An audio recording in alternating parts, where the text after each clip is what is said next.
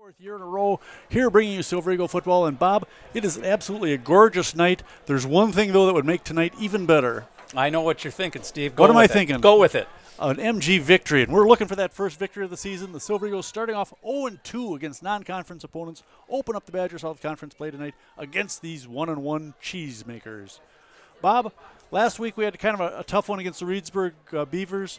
Silver Eagles did a fairly decent job, but just made a couple of mistakes on defense. Yes, indeed. Well, they took a loss, 21-13 last week, but and what's worse is Monona Grove actually had a 13-7 lead at the end of the first quarter in that game and wasn't really able to do anything offensively after that. As you mentioned, though, Steve, defensively, I thought they had a pretty good game. They gave up 326 yards of total offense. 210 on the ground. Now, 210 on the ground sounds like a lot, but Reedsburg, a running team all the way, well, they call that a flex bone. It's actually a wishbone offense. So they run constantly. They ran the ball almost 50 times in that game and only giving up 200 yards. Well, that's pretty good work by the defense. Unfortunately, there were 3 plays that you could point at that cost Monona Grove that game, and that was really the only 3 mistakes that the defense made. One, a 44-yard touchdown run by Casey Campbell in the first quarter, and then 2 long passing touchdowns to the aforementioned Casey Campbell.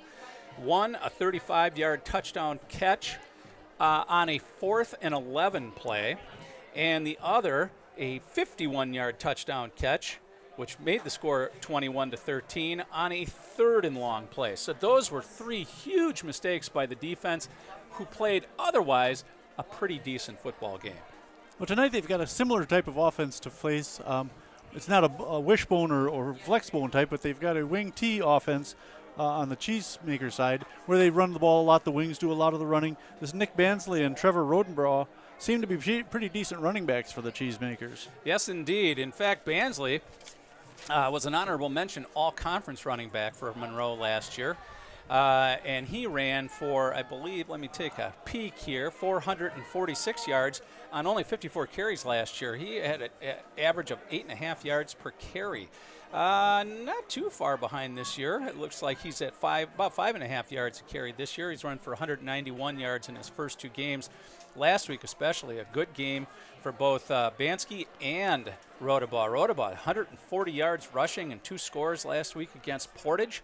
And Bansky, 117 yards and 2 scores in the game against the Warriors, a game that Monroe won by a single point, 34-33. Hey, Bob, I want to let everybody know this MG football broadcast is brought to you by the Hummer Home Team from Remax Preferred and the Bank of Sun Prairie, the right balance.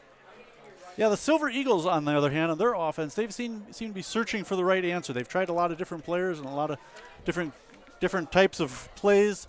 They don't seem to have a lot of consistency going yet. No, they haven't, and they missed their big dog, and Brady Killerlane. He's been out the first 2 games. I don't believe he'll be playing tonight either. We are hoping to see him next week as his debut, but these first 3 games he is out. And so they are missing a really big weapon in the backfield, and trying to take his place and fill some pretty big shoes are a couple of sophomores, Ty Hoyer and Fabian Jackson. Yeah, it's interesting. The leading rusher for the Silver Eagles is Cameron Reuter. Cam with only 1 run, a jet sweep that went 67 yards. But Jackson with 16 carries, 65 yards. Hoyer with 16 carries, 44 yards. They've proven they've got the ability to run the ball a little bit. It's just a matter of getting that consistent push from the offensive line. And you gotta admit, Bob, MG's got a huge offensive line. Well, they have a monster offensive line. Their center, who's one of their smaller guys, Garrett Hansen, goes 5'11", 230. But they have Nathan Wilcox, who's 6'2" and 330 pounds. Devin Builder, 6'4", 285. Blake Moran, 6'5", 290. I mean, and who's Christian Schlick, 5'11", 280. I mean, they're enormous. And so for me, it's time for them as a line to start making a statement, and especially in the running game. If I'm Monona Grove, I really, really try to exploit the Monroe rush defense. Monroe gave up 233 yards rushing last week on only 25 carries. That's almost 10 yards a carry. So clearly, and that's against Portage. Portage not known for their rough and tumble football. And so clearly they are susceptible to a good running game, and hopefully Monona Grove will try to exploit that, run some clock, and just use zone blocking, Steve, and just let these guys put a 3 or 4 yard push. Sure. Onto Makes the sense defensive to me, line, especially against when they have the size advantage that they have over Monroe. Looking at the Monroe lineup, their primary lineman, Julian Gruber, 203 pounds, Brody Minder, 240, Hargrove, 195, Bunker, 225. These aren't big guys. I mean, Monona's outweighing them by an average of 40, 50 pounds, I'd say. I would think they'd be able to push these guys all over the field, and with the speed that the Silver Eagles running backs have, they should be able to take advantage of that, get that corner, get that quick jump through the middle and that quick cut. I'm really looking for the Silver Eagles to come out and run the ball well tonight, better than we've seen them in the first 2 games. and I think Monona Grove hopefully will pass it a little bit better. Cameron Benke, he's had a little bit of time. It's been inconsistent, his protection this year, and he's been inconsistent throwing the ball. He's had some open receivers that he's overthrown. He's had a couple of balls dropped, and just he's been sacked a few times.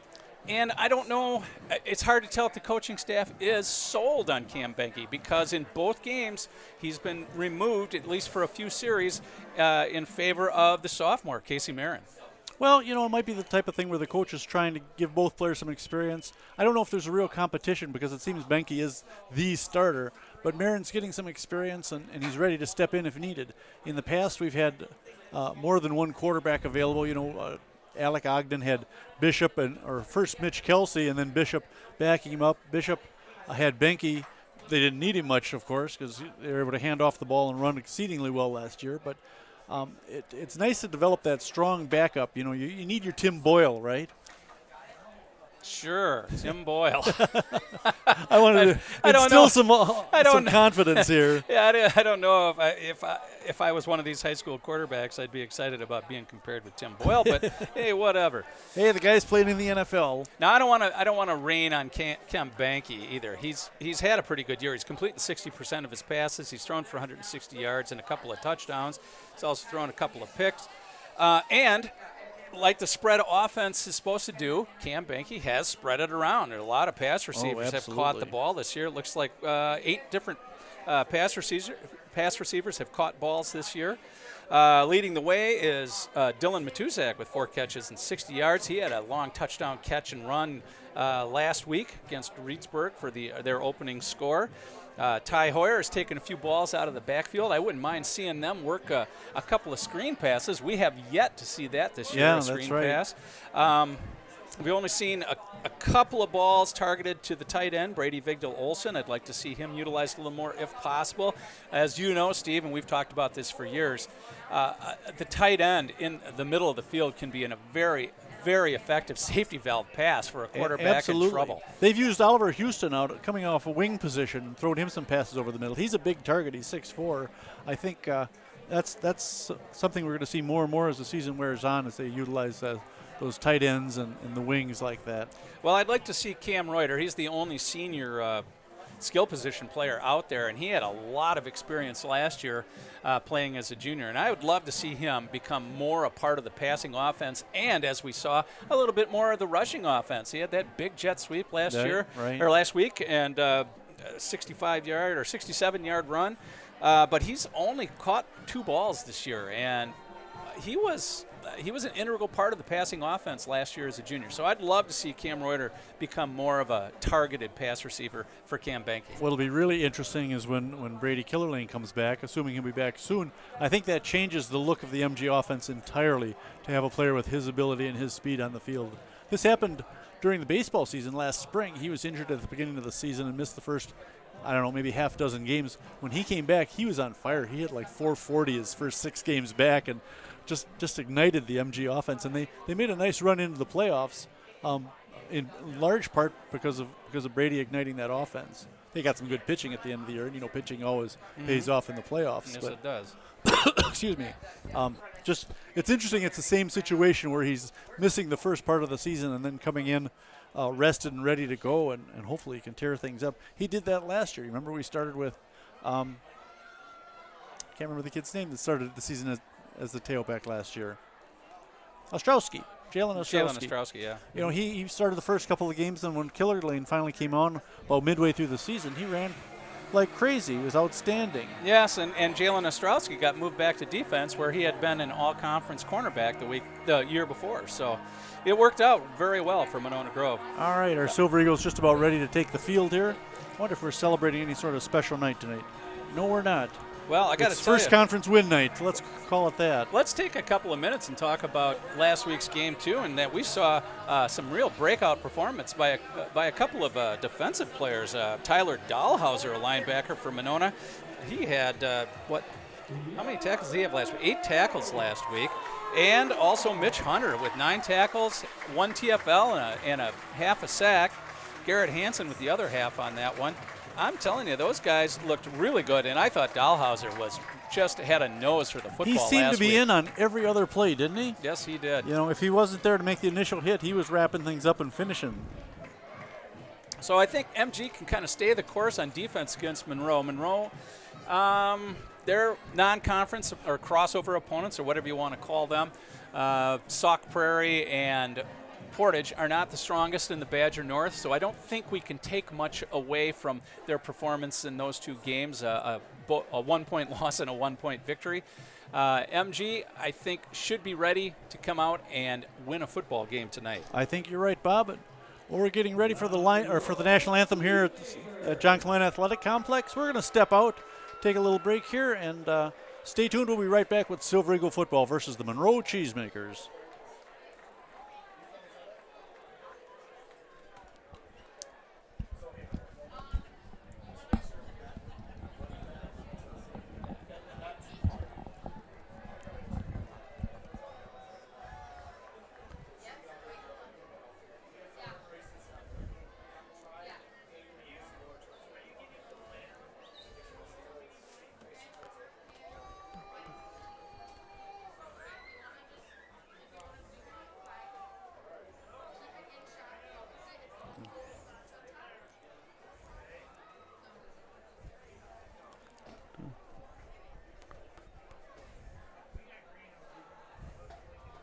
Little Steve Earl. Hello again, everybody, and welcome to the John Clement Athletic Complex and Monona football. Nice and beans. The Monroe Cheesemakers and your Monroe Silver Eagles. Let's give a warm Silver Eagle welcome to Monroe head coach Cody Golubowski and his Cheesemakers from Monroe. We welcome our friends from Monroe, reminding everyone to promote classes, sportsmanship throughout tonight's contest. At this time, please direct your attention to the north end zone for tonight's colors being presented by Conshore Boy Scout Troop number 145. And please rise, remove your caps, and place your hand over your heart, and let's join the Monona Grove Silver Eagle Marching Band for the playing of tonight's national anthem. Do one of these.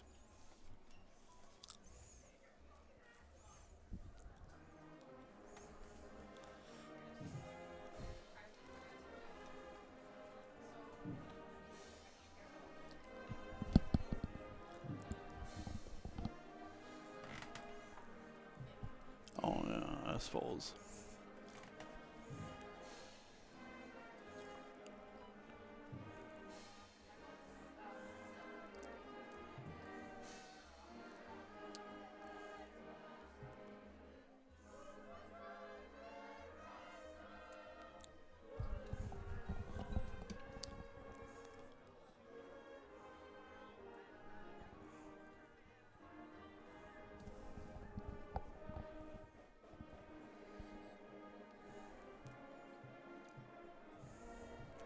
Welcome back. We're just finishing the national anthem here at John Clement Athletic Complex.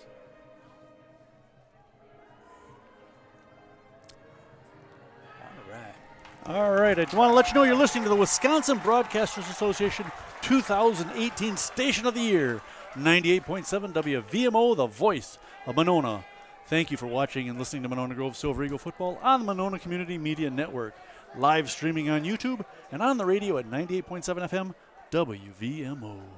Well, Steve, kind of get us up to speed before the game starts. These two teams have met for a long time, and this is the last time that the two teams will meet. That's right. With the realignment of the conferences next year, we won't be seeing Monroe every year like we have for since 1956, when the Silver Eagles joined the Badger Conference as a varsity team. We've played 61 games over the years against the Monroe Cheesemakers. Silver Eagles are 42-19 against Monroe, 69% winning percentage. There was a stretch there when it was all Monroe, and then it switched to all MG. And the last couple years have been pretty dicey. MG's gotten 2 of the last 3 wins, but Monroe's put up a tough battle the last couple years. 48-15 last year. 2017 was a little one-sided, 42-0. But then in 16, Monroe beat us 10-7. Yes, indeed. But in the last 15 years, Monona Grove's won 14 of those games. The only loss, that one in 2015. Monona Grove comes into this game with 18 consecutive conference wins. Steve, who was the last team that beat Monona Grove in conference play? Milton. No. Fort Atkinson. No, you already said it. Stoughton. Monroe. Monroe was the no last way. team to beat Monona Grove in conference play. That was in 2015, and he beat them That long ago, 10-7. you're kidding me. Yep. All right, back deep for the Cheesemakers, number 14, Jace Amacher, and number 8, Trevor Rodenbaugh. It's worth noting, too, folks, that Monona Grove, the last time they started a season 0-3 was in 2007. I don't think they're going to match that number tonight. I don't think so. Houston ready to put his foot into it, and we're underway. This is Rodenbaugh letting it go over his head into the end zone. Touchback for Houston. So the Cheesemakers will take over at their own 20-yard line, 1st and 10.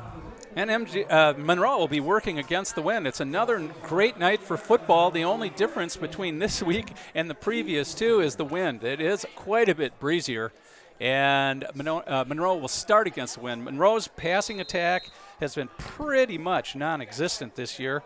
Let's see what they're doing. They come out in the I formation to start the game. Now they switch it, kind of a full house backfield.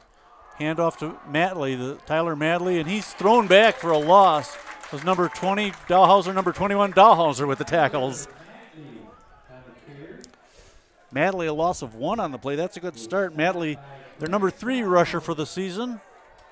He went nowhere on that one, though. Yeah, he went 7 carries for 49 yards last week against Portage. Golombuski went 5 for 6 in the passing game. They didn't need him to throw much, though, with the running game going for over 300 yards. All right, we've got Bansley, the tailback. That's 8. 8 is who? Rodenbaugh at the fullback. Golombuski back, 3-step drop, swinging out to the right side. Off the hands of number 3, Tyler Matley. Tyler Matley just ran a simple hook pattern right about 10 yards out, and the ball just a little overthrown. A little timing throw there. Throw got there just a tad early. So Golombuski 0 for 1.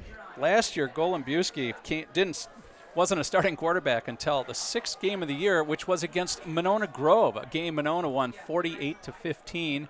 Golombuski came in the second half, led the team to a single touchdown. They shift into one backfield behind Golombuski. He'll give that to the fullback, number 8. And he might have gained a yard, Rodenbaugh.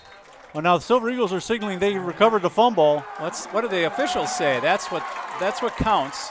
They're still unpiling players. Silver Eagles look pretty joyous. The official has not signaled anything as of yet. No, Monroe came back with that one. Just the same, it's 4th and 10, and they're going to kick it away to the Silver Eagles. Cam Reuter back to receive it for the Silver Eagles. All right. Pretty good run defense there, Steve. 2 carries, no yards. Yeah, I'll take that. That fumble was recovered by Minder, number 61, Bodie Minder. One of their all-conference honorable mention returners in the line. Rodenbaugh's kick, kind of a low spiraling kick, taken by Reuter at the Monroe 48, and he's dropped. Might have even lost a yard on that one. Good coverage on the kick. Great coverage by Matley. He was there right as Reuter took the punt. Especially on a low kick like that. The ball didn't hang very long in the air. Well, it got held up by the wind, I think, so that probably just slowed the whole That's thing true. down. 1st and 10 from the 49-yard line of Monroe. These are jersey numbers I can read, Bob. I hardly approve both jerseys. All right, in the backfield, Ty Hoyer and Steve Martinelli recommends. Cameron Benke. Benke calling the signals. First snap for the Silver Eagles. Hand off to Hoyer, left side. Cut down short of the 50-yard line. Yeah, good penetration by number 22, Aiden Sweeney, 5'10", senior defensive back. Loss of 2 on the play. Hoyer had his ankles taken out. 2nd and 12 for the Silver Eagles. They line up 3 wide outs to the right side. Receiver is tight to the left. Benke calling the signals. Now they change the call. Now we're ready to go. All right, Monroe playing a cover 2 defense. He's throwing this time. Missed his receiver over the middle. That was Dylan Matusak. Had Matusak open, running a crossing pattern, and threw the ball behind him. brings 3rd and long up. Silver Eagles change little personnel. Owen Croak, number 14, on the field now. Still Hoyer and Benke in the backfield. Matusak far wide to the left side. A couple wide receivers to the near side is Reuter and the aforementioned Owen Croak. Benke calling for the ball now. He's looking to pass. Over the middle again. Off the hands, tipped by the defender and off the hands of number 11, Oliver Houston. That'll bring up 4th and 12. The Silver Eagles will have to punt after they go 3 and out. Houston running another crossing pattern, got open, but a nice job underneath by the defensive back to get back and get a finger on the ball and knock it clear of Houston's grip. It's unfortunate. We were talking about those passes over the middle, Bob, before the game, and we really like that style of offensive play, but unable to complete 2 of them. The Silver Eagles have to punt it now. Nick Bansley deep.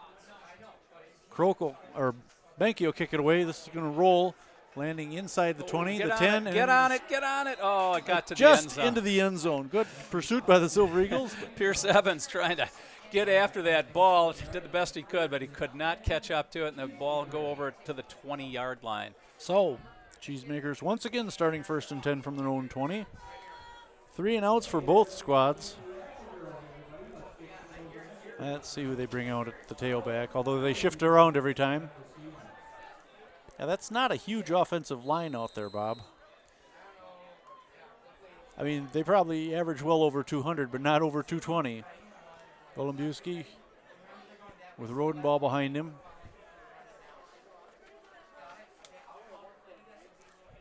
This is Bansley coming on the end around. Across the 20. Thrown down near the 25-yard line, out of bounds. And that was Dahlhauser on the tackle, number 21. Gain of about 5, though. Well, they've run 4 plays against us, and Dahlhauser's been in on 2 of them. 2nd and 5 for the Cheesemakers. The ball just on their own 25-yard line. Now they split out Seagraves to the left. He's a 6'6" wide receiver. He's one of their leading receivers. I formation. Now they shift man motion. Monona Grove changing their alignment. Hand off to Rodenball up the middle. Rodenball still on his feet, close to the first down. He will be a little short. Yeah, he got through the initial wave of attackers and then was stood up by number 20, and his last name is Dahlhauser as well, Grant Dahlhauser. Boy. But he got just enough for the first down, 5-yard gain on the play by Rodenball. Boy, just barely, yeah. Yep, 1st and 10. The nose of the ball on the 30-yard line. Golombuski brings him up to the line.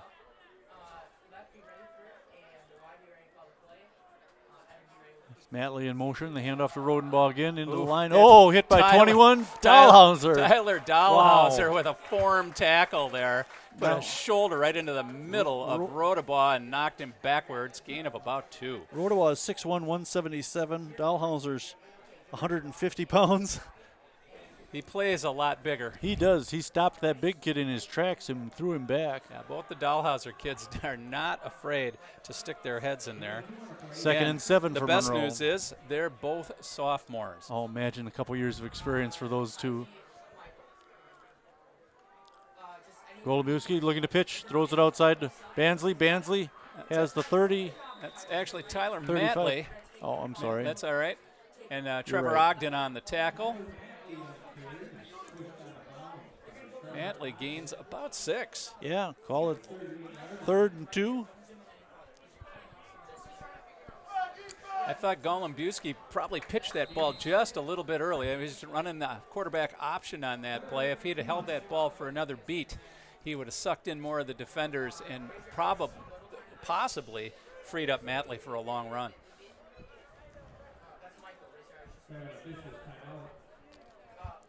What happened there? Timeout? That's what it says. They're going to reset the clock, so an official's timeout. Or daylight savings time. All right, now he brings him up to the line. Rodenball behind the quarterback, Golubiewski. This is Bansley in motion. Golubiewski takes the carry. Nope, Rodabaugh. Boy, I missed that completely. Yeah, I handed off to Rodabaugh. It's first option on that. And enough for the first down. Yeah, big run. Close to the 50-yard line. Give him 11 yards on the play. Nice blocking at the point of attack. The 49-yard line for Monroe. So they get it first and 10, 7:20 to play in the first quarter. Scoreless first quarter so far against the Cheesemakers.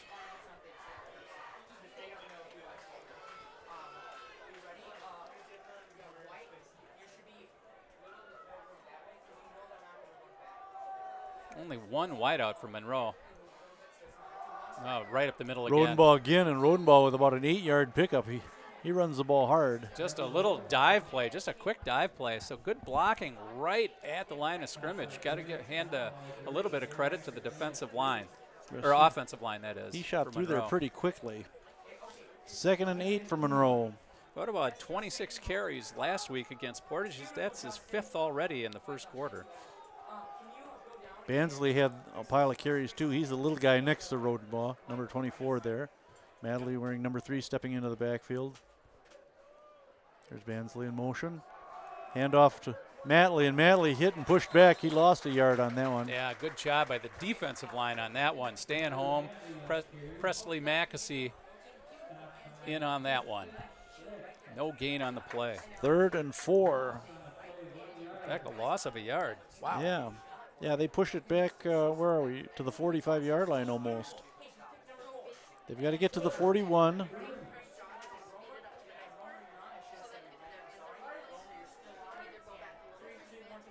Golubiewski looking to throw, pressure coming. Throws it out to the right side, incomplete. His intended receiver was Seagraves, the 6'6" wide receiver, and overthrew him.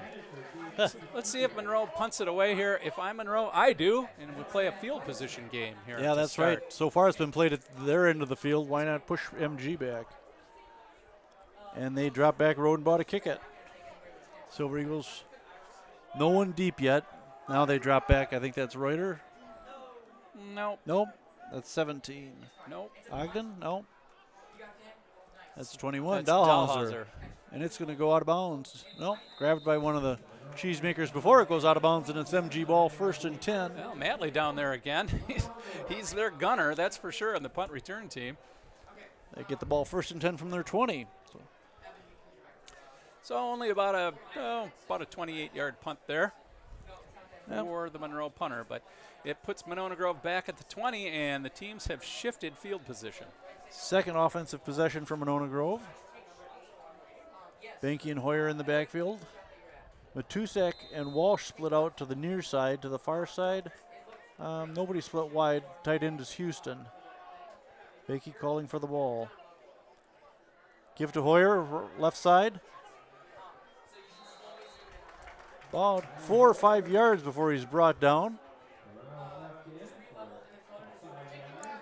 So a little more effective running play there by Hoyer in a 4. 2nd and 6 for the Silver Eagles.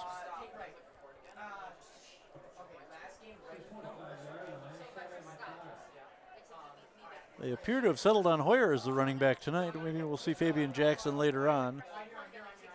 Hoyer again. Nope. Banky on the keeper. Oh, boy, he Yeah. laid a hit on number 50 for the Cheesemakers. That's Gruber. Knocked that kid back on his rear. Yeah. That's Hans Gruber. Hans Gruber. It's Julian Gruber. Hans's nephew. Yippee-yi-yay. Hey. 3rd and 3 for the Silver Eagles. Yippee-ki-yo-ki, Hans. Banky, he'll give this one to Hoyer. Hoyer, left side of the line, pushed hard, but I think he's going to be a little short. A little bit of holding there on Dylan Matusek. Against Dylan Matusek, not by him. But they give the first down to the Silver Eagles. Hoyer with enough yardage to inch into across the 30-yard line.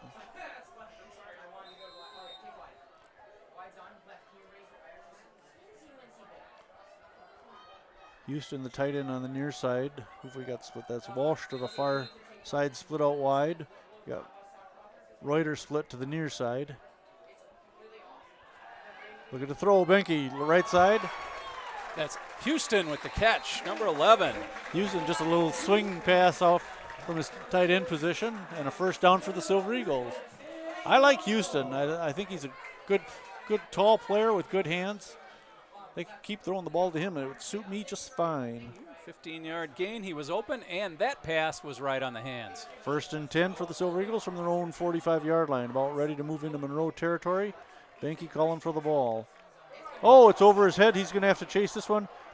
Oh, and he couldn't land on it. I think he got it I think back. Hoyer might have got it back, or Banky. No, Banky did, yep. Banky fell on it finally. He went back to try to pick it up and make a play out of it, and the ball squirted away from him. Fortunately, Monroe overran it, and Banky was able to get back on it, but a big loss. Oh, yeah. He had lost 10 yards on the play. Yeah, pushes it back to the 34-yard line.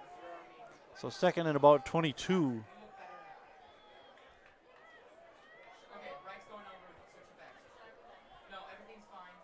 Looks like they're getting ready to bring a blitz. Number 27, Michael Kundert, looks like he's going to be coming.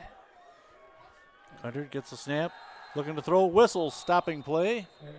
Must be a false start, I would guess, since they stopped it before the play started. Still scoreless in the first quarter. 3:44 to play. Monroe against the Silver Eagles. Yeah. Yeah, false start. Ooh, a procedure against the Silver Eagles. So that's going to make it 2nd and about 25, 26. The ball back, let's see, yeah, we're at about the 28-yard line. This kind of looks like the Bears last night, where they just kept going backwards play after play after play and ended up with a 1st and 40. Well, let's not push it that far. Let's pick off some of these 26 yards we need. Yeah, they're giving the slot man out here, Dylan Matusek, a lot of room. That's dangerous with his kind of speed. They swing. Oh, they look for Houston, and I think he turned one way and Banky threw it the other. They were setting a tight end screen up to Houston. And it was a great idea because a lot of guys bid on the fake to Hoyer. Yeah, and he had a lot of open room out there. Whether he had gained all 27 yards back, I don't know, but he could have at least gotten back a portion. If he gotten 8 of them, it would have been nice. All right, 3rd and still 27 to go. Now, Oliver Houston still the wing on this side. Reuter also out wide. Banky's going to throw, looking deep. Got a man. That's Matusek. Oh, off the fingertips. And Matusek did everything right on that. He got by his player, then he also put a hand out to keep his defender off of him. The ball was there, and it went off his hands. He did everything right but the catch. It was actually Henry Walsh, number 3, Henry missing Walsh? that one. Yeah, Oh, nice big target. That. I like Henry Walsh, 6'3", 180 junior. Just off his fingertips. Yeah, and that one was really close. Let me change it. Walsh did everything right except bring in the ball. All right, Banky standing back around the 15, ready to kick it away. Low kick. We'll get a little bit of a roll on this. Silver Eagles will chase it down. This one will stay out of the end zone and get inside the 20. That's not a bad kick. Yeah, about the 17, 16-yard line. So, yeah, good kick. Yeah, call it the 16, 1st and 10 for the Cheesemakers. So nobody really able to take advantage of this field position you were speaking of earlier, Bob. Well, with the roll, that punt went 56 yards. That's one of the better ones this year, I'd say. I would say the best for Cam Banky. We saw a 60-yarder by one of the Reedsburg kids, didn't we? Yeah, I think we did. Now that you mention it, that had a little bit of a roll on it. Yes, too. it did. All right, the cheesemakers will bring it up. I had a cheeseburger for supper tonight. Golden Busey calling the signals. He's got Bansley and Rodenberg behind him. There's Bansley in motion. They give us a Rodenberg again, and Rodenberg gets near the 20-yard line, but a little shy. And at the bottom of the pile, another Dahlhauser, number 20. It's Grant Dahlhauser. Gain of about 2 on the play for Rodabaugh.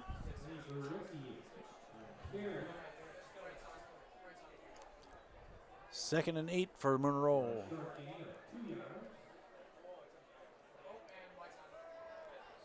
Madley to his right, Bansley to his left. The fullback is Rodenberg.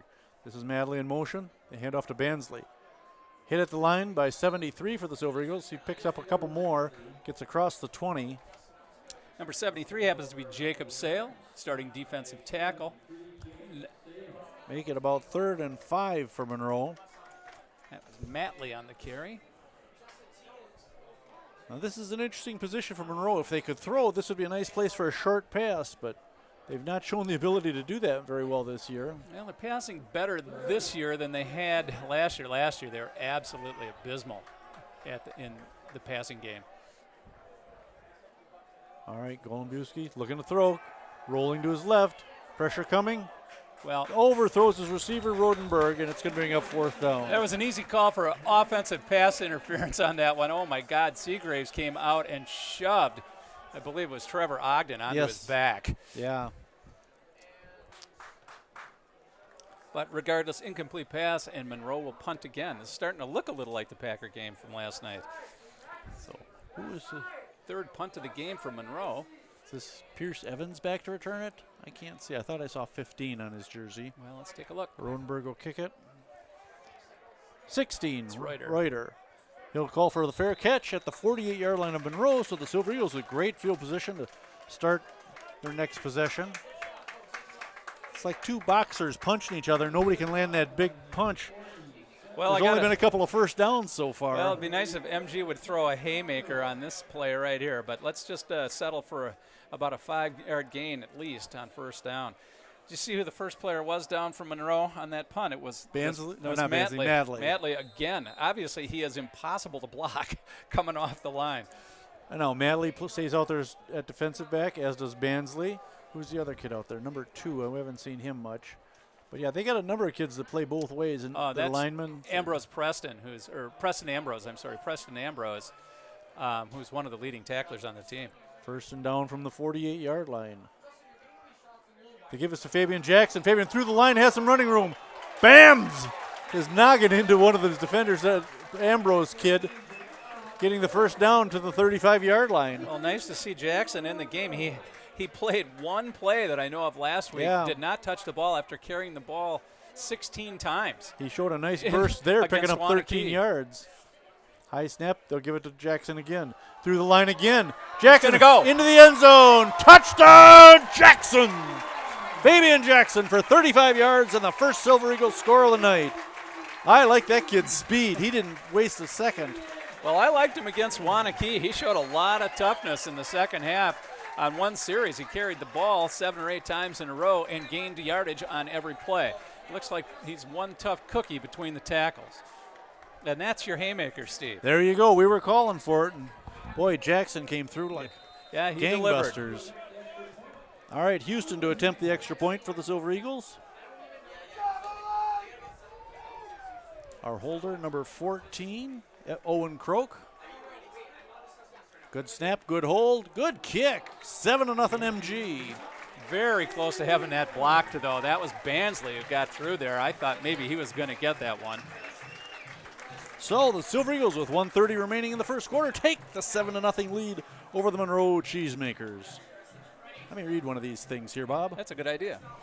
The Monona Grove School District would like to remind you that the annual meeting will take place at Glacial Drumlin School on Monday, September 9th at 6 p.m. More information and materials will be available this week at mononagrove.org. Monona Grove No, teacher. no, you don't need to read that one. Oh. That's welcoming students back to school, which they already have Well, done. we don't need to talk about welcoming back. They better darn well feel welcome.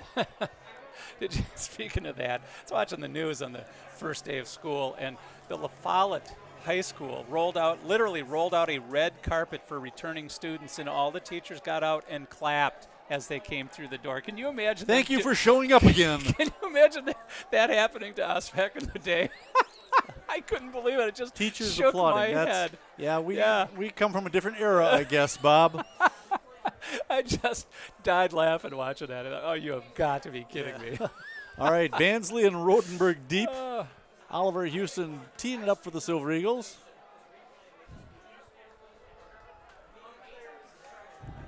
We've got the signal. We're ready to go. 7-0 MG on top. Houston, the kick. Rodenberg will take it at about the 15. It's Bansley. Bansley with good Bansley. speed, and could break it. Houston pushes him out of bounds, but not before he crosses the midline. He did show some speed. Yeah, Bansley's very fast. And he's a little guy, too. I mean, those little ones are hard to grab because there's nothing there. Listen, at 5'10", 171, that's an extreme exaggeration. Well, Monroe starting with the ball on the Monona Grove side of the field. MG gets a quick touchdown on the run by Jackson and then turns around and gives up a long kickoff return to Bansley. Monroe with great field position to start this drive. Rodberg, the fullback, Bansley and Madley, the wings. Golumbowski calling the signals. Madley in motion. Bansley up the middle. Stop for I missed him. No gain. Defensive line has been playing pretty well, and there's Dahlhausers all over the place making tackles. I'm impressed with what MG's done against the run so far. We've got 1:05 to play and the clock running here in the first quarter. We get a few more plays in. 2nd and 10 for the Cheesemakers. Golumbowski brings them up to the line. Now they bring two wings. Now they shift back a wing, and Seagraves splits out to the far side. This is Madley. Madley hit at the line. He went nowhere. Presley Maxey with good penetration. Dahlhauser on the tackle. And I think, in fact, he lost the yard. They're going to bring it back to the 50, almost the 50. I think Garrett Hansen and Mitch Hunter were also in on that. Yeah, I saw Hunter, I believe it was, making the tackle there. So 3rd and 11 for the Cheesemakers. Yeah, Mitch Hunter, number 8, was in on that pile. Sticking with that wing T offense. Now Golumbowski will drop back into a shotgun. No, he's just looking for signals or something. I think he's going to have to call a timeout. Yeah, there it is. Oh no, they let the quarter end. There we go. Kind of an official timeout, I guess. Well, we weren't paying as close of attention to that as we should have been, Steve. Nope. So, first quarter ends with Silver Eagles 7-0. I like being up that one touchdown. I'll take that. Yeah, it's a good start for Monona Grove. We got a nice looking series the last time with a 2-play drive that went 47 yards. All those yards covered by Fabian Jackson, the sophomore running back. Yeah, it was pretty impressive.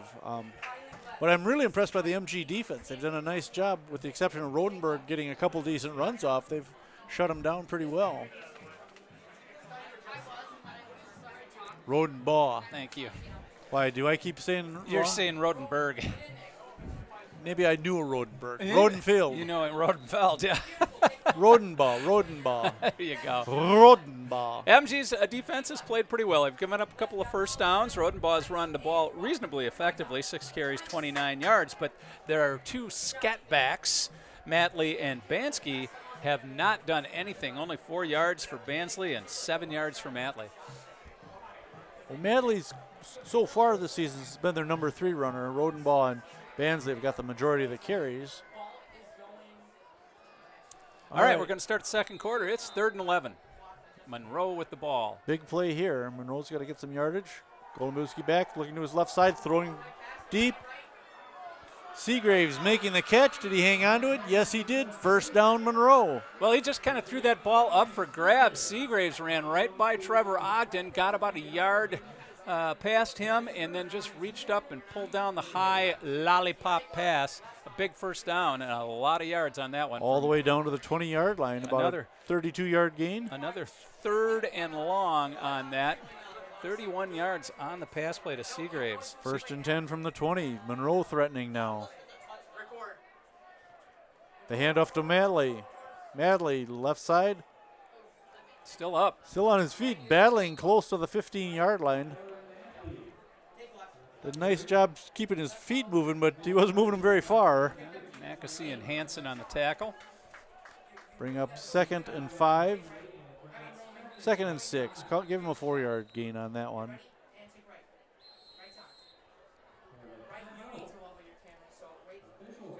An official timeout now.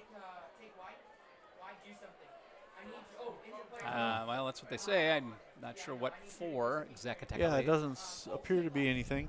Maybe they're checking the replay or something. I don't know. It's like a full timeout. They're bringing the water bottles out, the whole schmear. So I'm not sure why the officials have called a timeout here.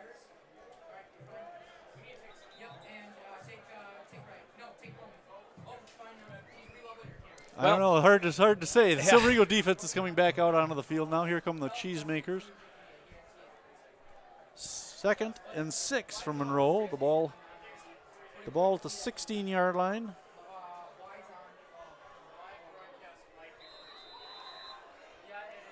Golombuski bringing the play into the huddle. They split one man out to the left side. Now they shift him in and split somebody out to the right. Golombuski to Rodenberg up the middle. Rodenberg short of the first down. It'll bring up 3rd and short, though. All right. Well, pretty good defense there. A lot of moving parts before that ball was snapped for Monroe, and ended up just being a fullback dive up the middle. About a 3-yard gain brings up 3rd and 3. Now Seagraves splitting out to the right side. I don't expect him to throw here. Not on 3rd and 3. They line up with Rodenberg, Madley, and Bansley in the backfield. Golombuski's going to keep this one himself, though. Tucks it in. Nope. Tries to cut upfield, and Tackled in the he's hit by a backfield. bunch of guys. Well, that was Yeah, they lost a yard or two on that play. That was Jacob Sale, number 73, who pulled him down. I wasn't sure if that was what exactly that play was supposed to be, if it was just a quarterback keeper around the end or a run-pass option. I have no idea, but Jacob Sale blew it up, and a big loss, 3-yard loss on the play. Yeah, that brings up 4th and 5. Looks like they're going to go for it. The Cheesemakers have a sophomore kicker, number 84 or 81, Blake Miller. I think I see him on the field, or is that Rodenbaugh? Nope, that's Rodenbaugh. I see. They're going to go for it on 4th and 5. The ball at the 15-yard line. This is kind of risky. Golombuski looking to throw. Got a man open in the end zone? Nope. No. He threw off to the flat. He was looking for. He had Bansley in the corner of the end zone, though. He was, I believe he was throwing for number 13. That was Alex Witt. And last year's part-time quarterback. That's right. Full-time linebacker. And Witt was open in the flat, but Golombuski overthrows it, and Monona will take over on downs. 1st and 10 for the Silver Eagles. That's the first time we've mentioned Alex Witt tonight. Witt hasn't been obviously in on too many tackles. He came into this game leading Monroe in tackles with 40 in the first 2 games. Nice pass coming in. Henry Walsh with some running room now. He Henry could score. across the 45, 40, 45, 50, He could 30. score. He's got to turn it on. Turn it 20, on, Henry. 10, 5, touchdown, Henry Walsh. 85 yards, Bob.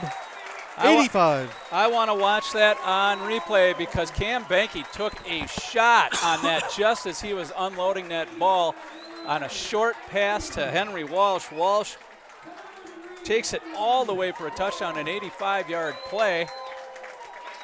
Banky looked right first, and he came back around to look to the left and just dumped it off at the last second right before he took a smack from a defensive player from Monroe. So Oliver Houston will line up his 2nd extra point attempt of the night. And that is, a real change in momentum. Boy, Steve. it was. 1st and 10, and you go 85 yards for the touchdown on a single play. Walsh showing some nice speed. And this one, no good. All right, they've had a little trouble with All the right, extra here comes points. your Here's replay, the Bob. replay. Watch And Benke. watch Benke take a Boom, hit. yeah, and watch. And Walsh is just- virtually untouched. Just a short pass, but he got a block on the outside. I couldn't tell who that was from, if that was from Blake Moran. But once he got into open field, they couldn't catch him. We need to turn the light on in here, I think. I'll Can you get reach it that? for sure. Thank you very much. Oh, right idea. So 13-0. This is a much better offense than we've seen the first couple weeks, haven't we, Bob? Well, a real turn of events and a real morale killer for Monroe. Monroe had completed a long pass to get him to the 20-yard line of Monona. A couple of running plays that got him to the 15.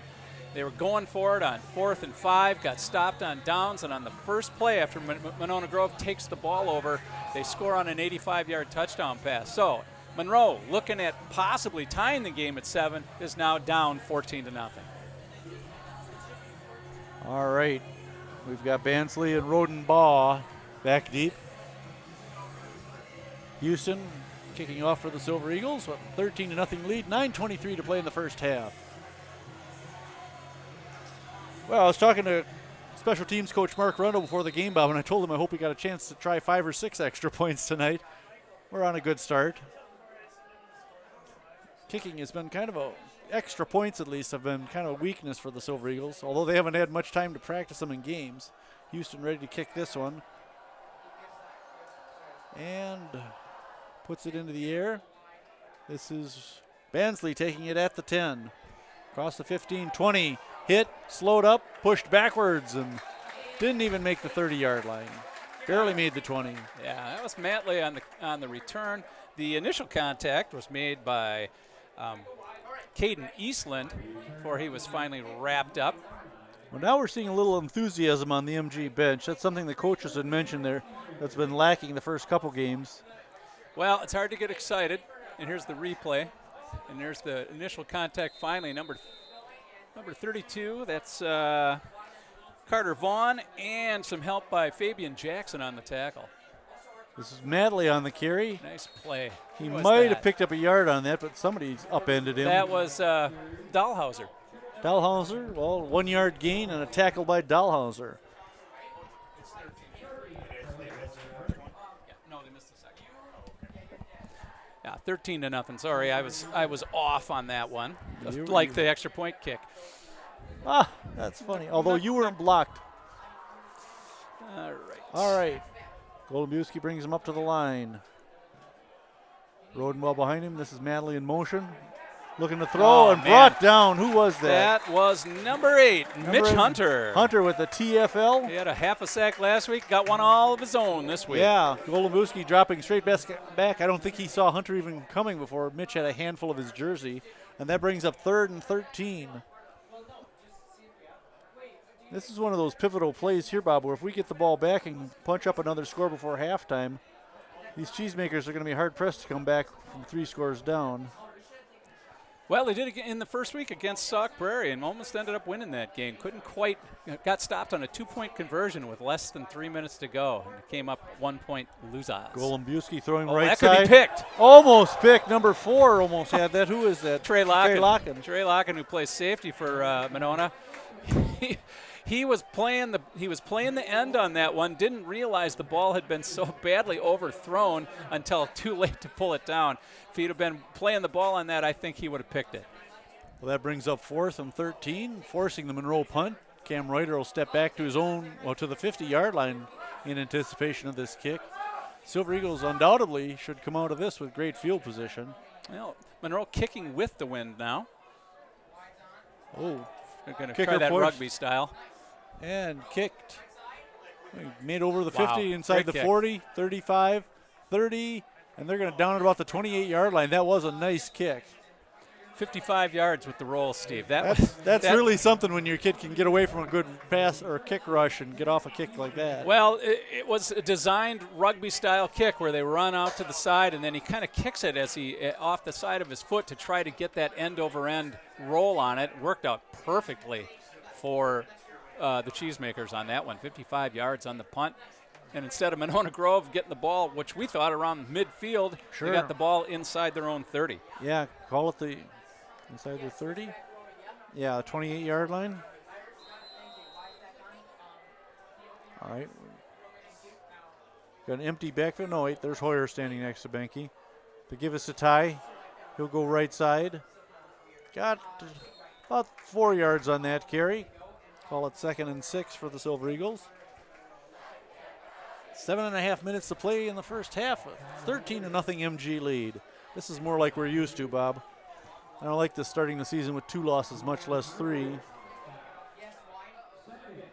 Hoyer and Benke in the backfield. Cam will call for the ball. High snap, brings it down, gives it to Ty. Ty with some running room across the 35-yard line and close to a first down. He'll be a little shy. Good block. Third and Good short. blocking at the point of attack there by Blake Moran. And with some help from Hayden Eccles, number 62, a sophomore. And the Silver Eagles ready to get up to the line right away. So 3rd and a long yard.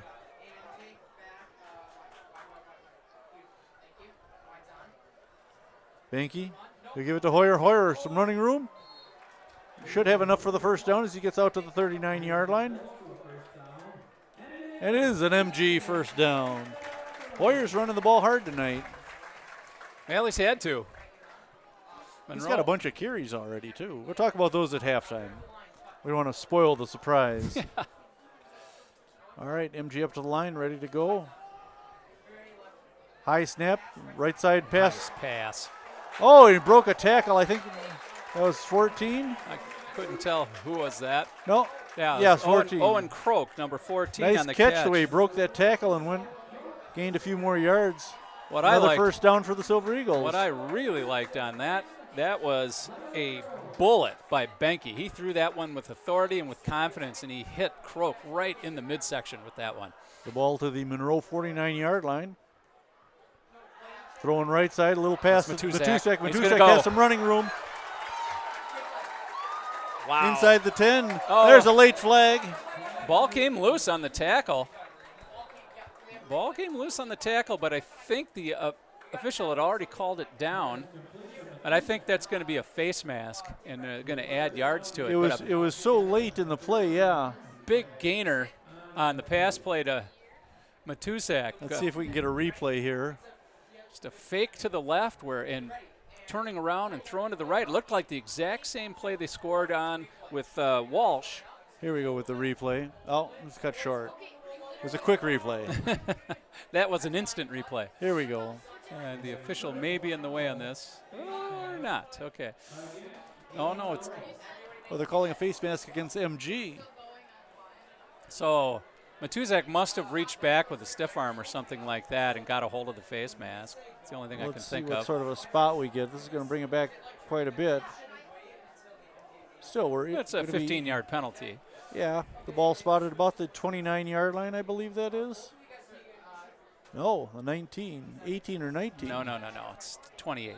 I can't see. I know. Yeah, 29. So big gainer by Matusek. Unfortunately, they lost 15 yards on the turnaround. It's all right. We can do that again. We got Reuter split to the far side. The handoff. No. Hoyer taking it into the line. Breaks a tackle or two. Gets down near the 10-yard or 20-yard line. A good second effort there by Ty Hoyer. Well, the pass play was good for 38 yards, Matusek. Prior to the penalty. Okay. So the ball down to the 22-yard line.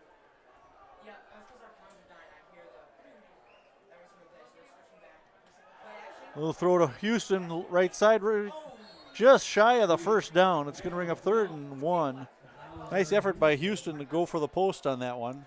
Better coverage on that play, though, by Monroe. Didn't get fooled, and only about a 3-yard pickup on the play. I'll call it 3rd and a yard and a half. The ball inside the 20-yard line.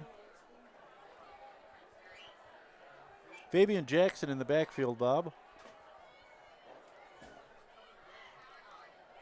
Benke calling for the signals, gives it to Fabian. Fabian right into the line again and got grabbed by the ankle, but he should have enough for the first down here. He got hit hard at the line of scrimmage, but pushed forward. It got enough for the first 2-yard pickup on the play. I like the looks of Fabian Jackson. He looks like a tough customer in between the tackles. He is not a big kid. They've run him straight ahead. He hasn't tried to go outside with one yet tonight. Not a big kid, 5'9", 165. He'll get it again and right into the line. And again, positive yardage every play with Fabian Jackson is positive yardage. Nice inside the 10-yard line. Better job by the offensive line getting a push as well. All right, Silver Eagles getting the play coming in. I think it's about the 11 right now, Steve. Hoyer in the backfield alongside Benke. We haven't seen Marin back there yet tonight. Quick pass out to the right side, caught by Matusek. Cuts it up the field. Gets across the 45-yard line and brought down. Got a block out there by Reuter, which freed him up to actually make a few yards on the play. I think if he'd have been tackled without, wouldn't have got the block, he'd have been tackled after about a 1 or 2 yard gain. Instead, let's give him 6. That one develops a little too slowly for my liking, They give it away because the quarterback has to turn almost completely around to make that throw. This time Hoyer takes it up the middle. Not much of a push by that offensive line as he was stopped at the line of scrimmage. No, they definitely won the battle of the line of scrimmage there. Monroe did, and stopped Hoyer for no gain. Bring up third and about 4 yards for the Silver Eagles. Ty's 8th carry of the game. I've got him for 21 yards rushing.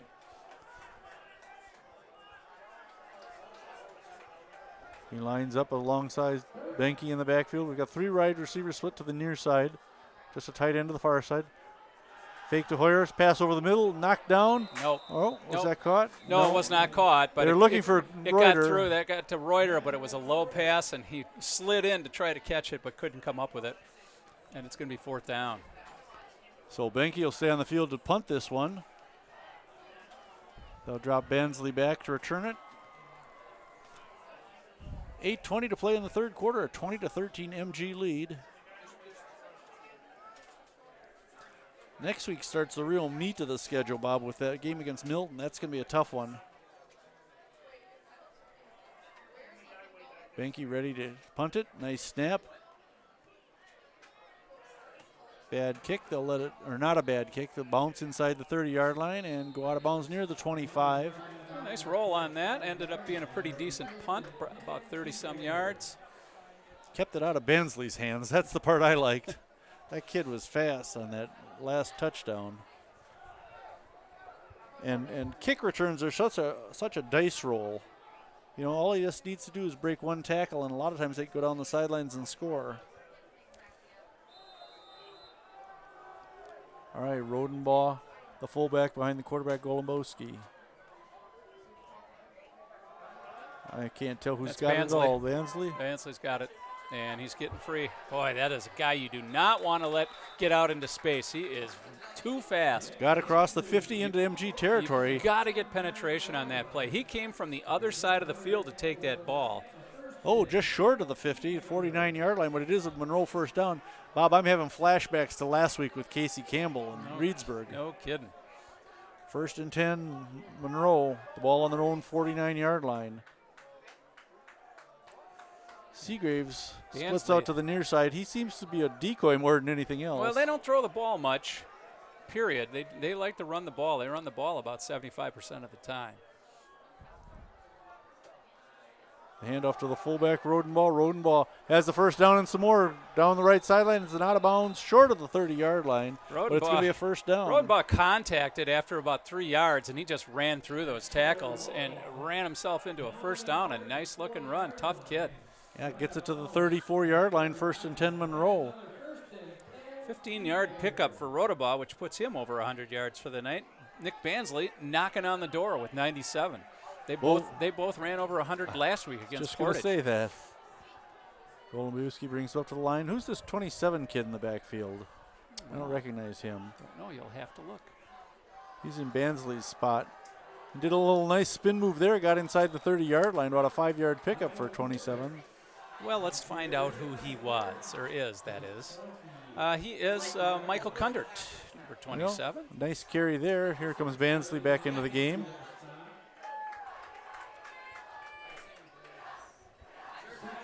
Second and 4 for the Cheese. And the Cheese stands alone. 7:07 to play in the third quarter. A 1-touchdown MG lead, 20-13. Golden Busey calling the signals. Hand off to Madley. Madley going right, left side. Jeez. Has the first down. They're turning some speed on here in the second half that we haven't seen. Well, I'm not sure what's going on. In the first half, the Monona Grove defense was able to string those plays out and get a tackle. And on that, they strung the play out, and he ran right through the defenders. Yeah. A big gainer. First and 10 at the 20. At the 10. No, the 20. No, try again. That's Wait, there's the yard line. Oh, that's right. It's first and goal. That's how close there. Rodenbaugh didn't get anything there. Might have even lost a little bit. A little bit better. That's why Mitch Hunter on the tackle.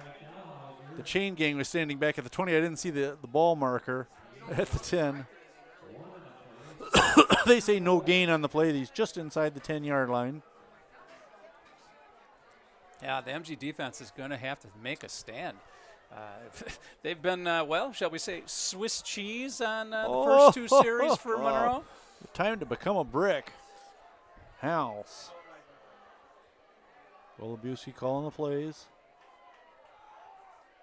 Hand off to Rodenbaugh. Rodenbaugh into the line, and he didn't get anything there. Once again, nice job on the defensive front there. That's going to bring up third down. Third and goal from about the 9. Quinn Larsh out on the defensive line, and in comes Nathan Wilcox. He'll take Schilt's spot on the line. Time for a Dahlhauser to step up, Bob. I got a feeling here. You know, they need to step up from whoever, because this is a big series for the MG defense. Yeah, I would anticipate this is 4-down territory for the Cheesemakers. Golden Busey. Oh, and we got somebody moving on the Monroe side of the ball. Monroe hurt themselves with the penalty the last time they got down inside the 20-yard line. That's going to bring it back 5 yards, making it first and goal from the 14. Only the second penalty of the game on Monroe. Both of them have happened inside the red zone. And this one and important. And have cost them and made manageable third and fourth down situations into longer ones. Okay, Madley and alongside Rodenbaugh. Rodenbaugh gets a handoff. That's Matley. He got it. But he didn't get too far. Probably about 3 or 4 yards on the play. Yeah, he's going to be short of the. Now, if they got a kicker, they'd kick a field goal here. He's just inside the 10, it looks like. Fourth and goal. About a 5-yard game for Matley on that one. Okay, they're bringing in some other players. Yeah, looking to see if I see their kicker, 81. No, it looks like they're going to go. You got a kicker, that's what you do here. But especially since they are going to kick it. You're with the wind, so this would be the time to do it. Although his last kick was a little weak, and it went off the upright. Let's see if he can get into one here. If he makes this, he'll cut it to a 4-point lead. This is about a 25-yard field goal. Quarterback. Low snap. That looks pretty better. good kick. That looks pretty good. And Miller makes it a 20-16 MG lead. Well, that was about the best, one of the best results that could have happened from that series. Monona Grove giving up big chunks of ground on running plays and made a stop when the ball got to the 10-yard line and forced a field goal. And it's now a 20-16 ball game. 4:22 to play in the game. Yeah, I'll take this 4-point lead, and Silver Eagles getting the ball back. You want to read one of those? Sure. 98.7 WVMO, the voice of Monona, is an award-winning, community-owned, locally programmed, and volunteer, that's us, driven radio station located in Monona's City Hall. Enjoy a diverse selection of music from jazz to progressive rock, complemented by a base of Americana music. Tune in on FM at 98.7 or listen online by going to mymonona.com and click Listen Now on the top right corner of the page. Got to hand it to those volunteers. We have a volunteer back at the studio tonight, Steve, keeping us on the air, and that's Ron Schott. He helped us out last week. We appreciate all your help, Ron. Thanks for hanging in there with us on a Friday night. You know, I love those volunteer music programs on WVMO. Don't you, Steve? Oh, especially that one on Monday nights at 5, Upbeat. That BFB's a great DJ. He plays some fantastic music. I'm entertained and educated every week. That is high praise. It is. I'm not one to praise generally. This is Reuter with the return. Right through the middle, across the 30. Boy, he was a tackle or two away from breaking that one. Cam saw that hole and turned on the Jets. There was a hole there, and it closed just a step too soon. If he could have got through that, he would have gone the distance. For those of you who weren't watching us, Bob was pounding the table and going. I do that up here. Get excited when I see a hole open up like that, and you got a guy who's just a burner like Cam Reuter. Yes, he is. All right, Fabian Jackson in the backfield with Benke. They split out Matusek, and I believe that's Walsh to the far side. No, Walsh to the near side. That's going to be Reuter out there with him. Then high snap, pulled down by Benke, looking to throw. Left side, off the hands of the defender, almost to Oliver Houston. Houston out to the 50-yard line. That would have been a nice completion. That was Tyler Matley who had that one right in his mitts, and thank God he dropped the ball. He had a better shot at it than the intended receiver. Well, we'll try it again. Bring it 2nd and 10. Jackson and Benke in the backfield for the Silver Eagles.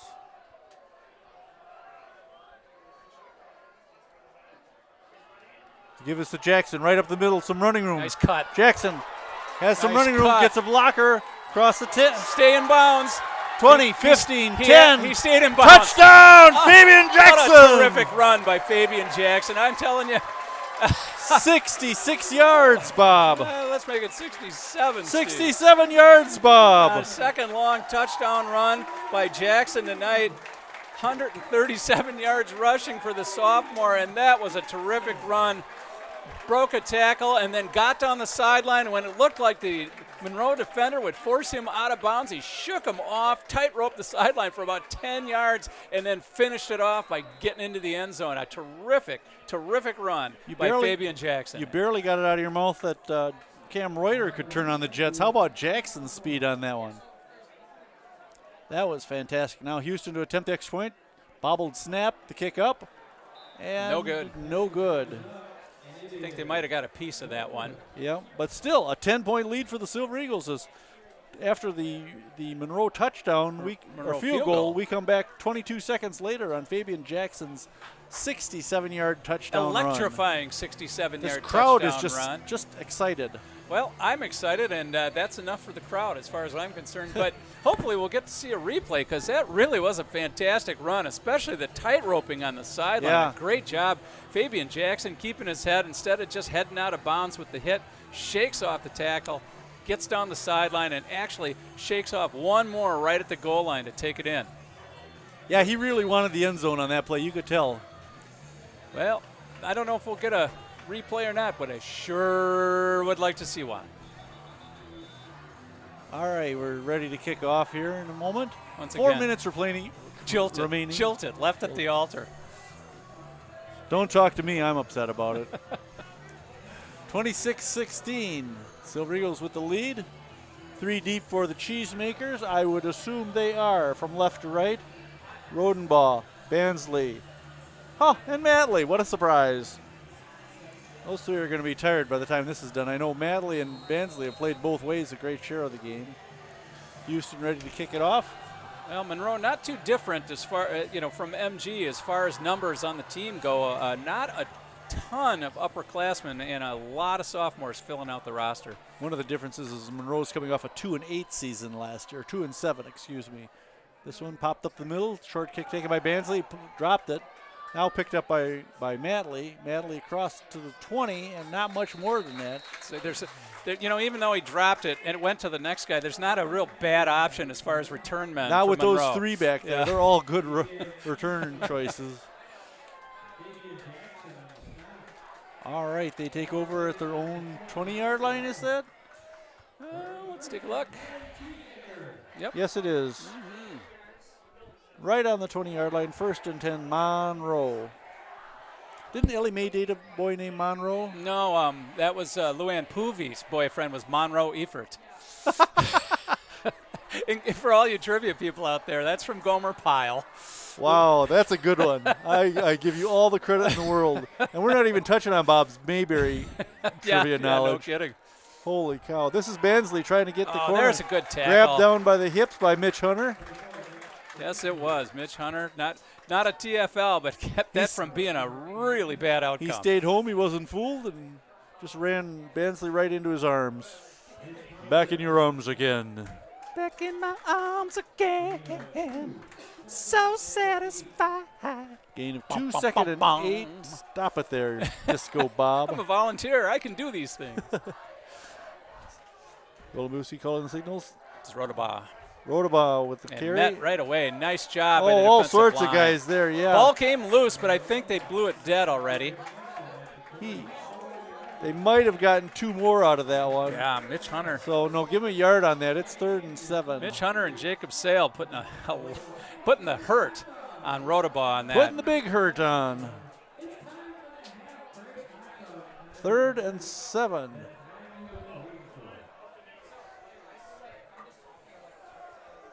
Now, this is a big down for the Cheesemakers.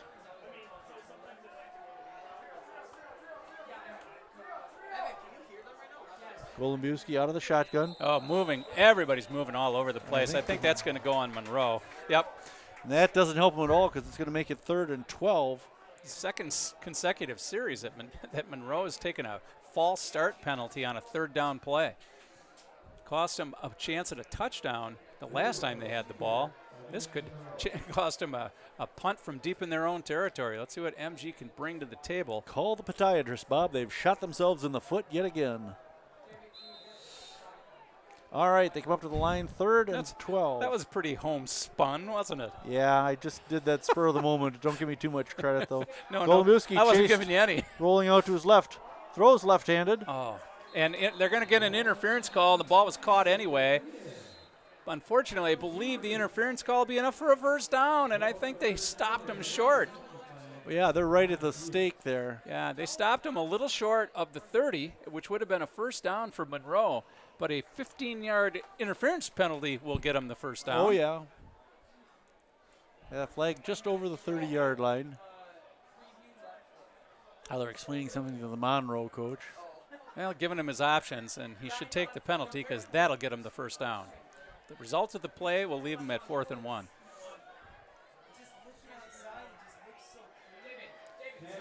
Pass interference on Monona. First down. They're going to mark off 15 yards, and that'll be a first down for Monroe. Well, dang it all. It's a pretty good pass, actually. He was well covered. Seagraves was well covered on that play.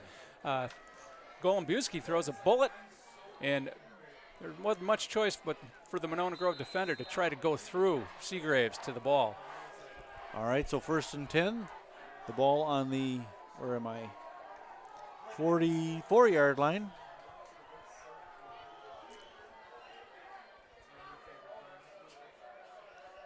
Golubuski calling the signals. Keeping it himself. No, it's Bansley's got it. Oh, yeah, Bansley trying to get around the right corner. Stiff arms one guy and pushed out of bounds after a short gain. Yeah, he gave Trevor Ogden a stiff arm, but if it wasn't for Trevor Ogden, Bansley would have been able to turn it upfield.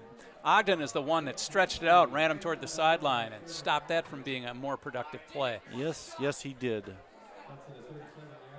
About a 3-yard pickup. 2nd and 7. That puts Bansley over 100 yards for the night. He's had just a spectacular night. I mean, Rodenbaugh's been just a hammer up the middle, but Bansley is really fast. Natalie in motion to give to Rodenbaugh. Not much at all. Yeah, Monona Grove not fooled. He got a couple yards out of that, but they're going to end up being about 4th and almost 5 to go. Yeah, Garrett Hansen just stood his ground and made the play on that one. Call it 4th and 6, or 3rd and 6, excuse me. All right, once again, a big 3rd down play. Monroe converted the last one thanks to an MG penalty.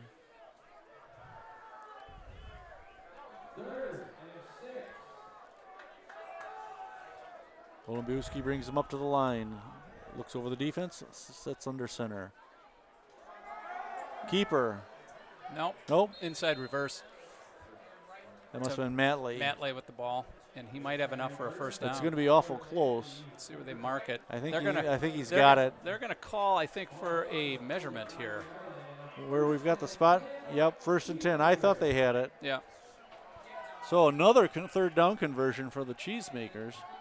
We're a minute away from the 4th quarter.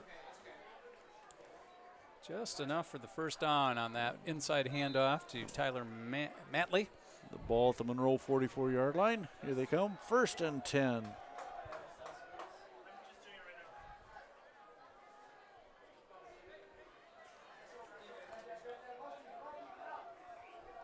Give to Rodenbaugh.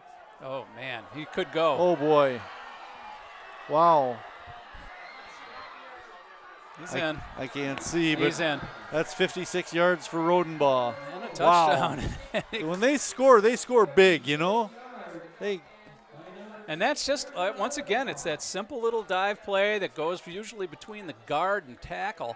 And Monona Grove just crashes down inside and gets caught.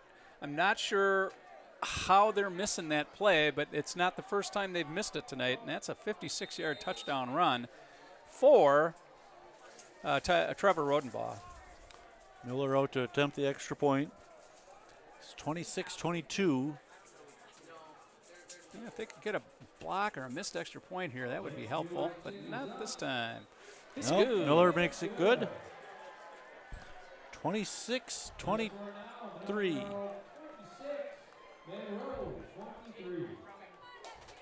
Well, that's too bad because it was the interference penalty that kept that drive going. Boy, in this quarter, Bob, Silver Eagles have been outscored 17-7. We've got 36 seconds to play, but Monroe's come back strong. After trailing at halftime 20-7, they've really put on a show here. Well, MG was able to answer the last time Monroe scored. Hopefully they'll be able to do it again. And what would be sweeter to have them answer on a kickoff? With your boy Cam Reuter? Or any boys out there. Any boys. But Cam Reuter is the one I think most likely to do it. Cam and Dylan Matusak will drop deep. Rodenbaugh, after he catches his breath and gets his legs back under him, will kick it off for them. 36 seconds play in the first half. Last year, the Silver Eagles scoring almost 38 points a game. Look at that. I love the balance between the rushing and the passing yards.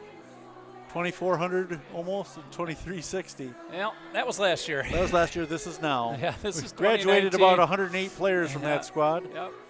You know, and returned 4 lettermen. And no starters on defense. All new faces. They're all learning the system. Rodenbaugh ready to kick it to Matusak and Reuter. Kicks it deep. This will be Reuter at the 10.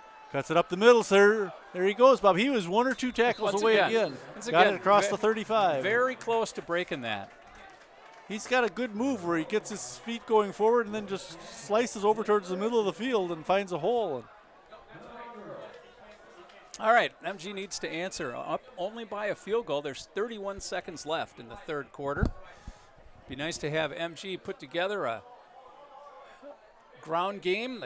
Last time they had the ball, they had all the ground they needed out of Fabian Jackson, a 67-yard touchdown run. But I'd like to see them grind out some first downs and run some clock. The ball at the 36-yard line of Monona Grove. 1st and 10 MG. Benke out there with Ty Hoyer in the backfield. They split Reuter to the near side. Walsh to the far side.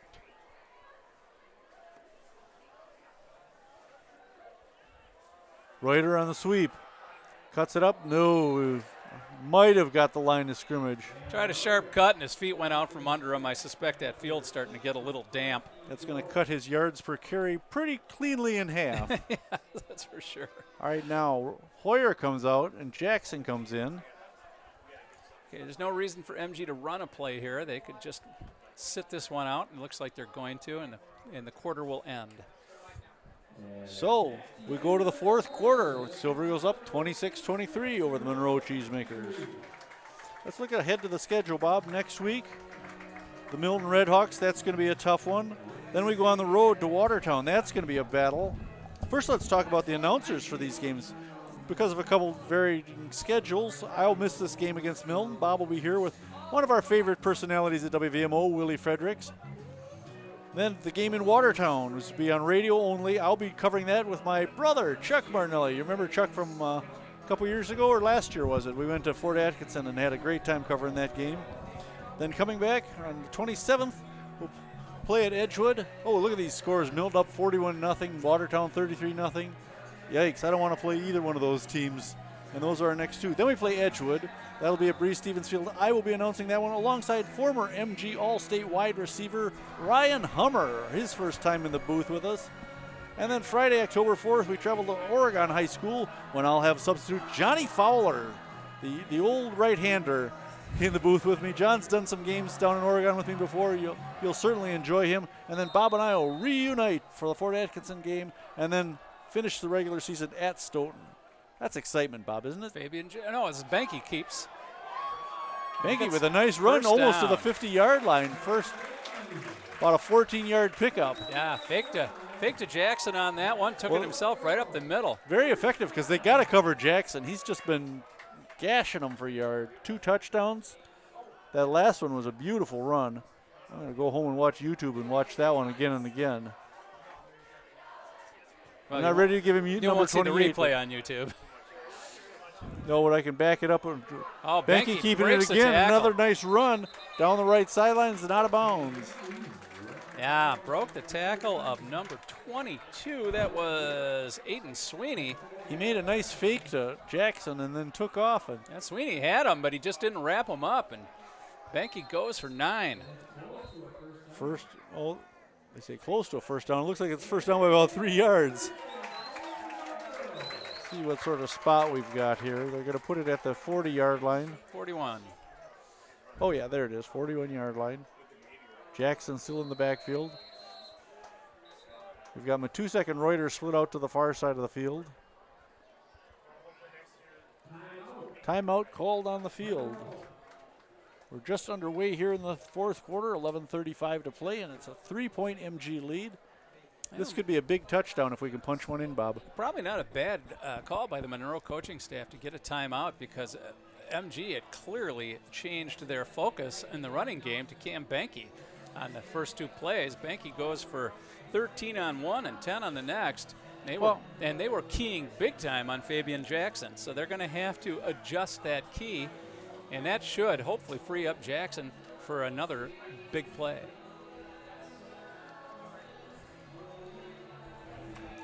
Be sure to mark your calendars. This is my favorite one. This for Dogs Night for this year's final food cart cinema at Winnequa Park in Monona on September 27th. Enjoy a dinner from various food carts around the area and a movie with your furry friend underneath Monona's night sky on September 27th at 6 p.m. Were you referring to me as the furry friend? You gave me a look. I saw that look. Yeah, you're the furriest guy I know, I have to admit. Always have been. Well, we got a whistle stopping play there. We had a man in motion and a flag thrown in the MG backfield.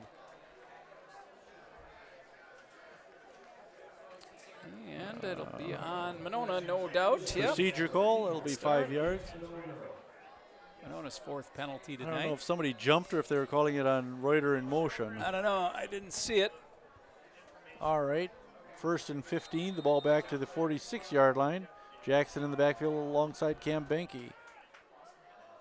Now Reuter in motion. Hand off to Jackson, straight up the middle. 3 or 4 yard pickup for Fabian. Didn't quite have the hold that he needed that time. He made what he could of it, but it'll bring up 2nd and 11. He took a little bit of a stutter step, though, to give himself some time to try to find what he could find, and he gained 4 yards. That's one thing that young running backs often have trouble learning, is that when to wait a little bit and let things develop, but he can rely on his speed a lot of times just to slip through the smallest of holes. There he gets the handoff. No, pulls it back. Oh, they're looking. Wow, that was Preston Ambrose who almost picked that pass off. He was throwing a quick slant pattern. I think looking for Reuter. It was looking for Cam Reuter on a slant, and jumping that was Ambrose, and he fortunately did not come down with the ball. It could have been going the other direction. All right, 3rd and 11 for the Silver Eagles. They split out 2 to the far side. change the play. We got Reuter split out to the near side. It's been Tusak and Walsh to the far side. Now Jackson switches to the other side of Benke. A lot of time being taken up here. There's a high snap over their head. Jackson's going to pick it up. He's going to try and make something of it. And he could make something. He could. He gets across the 50. They're going to lose yards on the play, but that could have been a heck of a lot. No, he might have actually gained a couple. That could have been a lot worse. Oh, yeah, that's the fourth snap over the quarterback's head tonight. I don't know what's going on. I think he got back to the original line of scrimmage, Rob, making it about 4th and 10.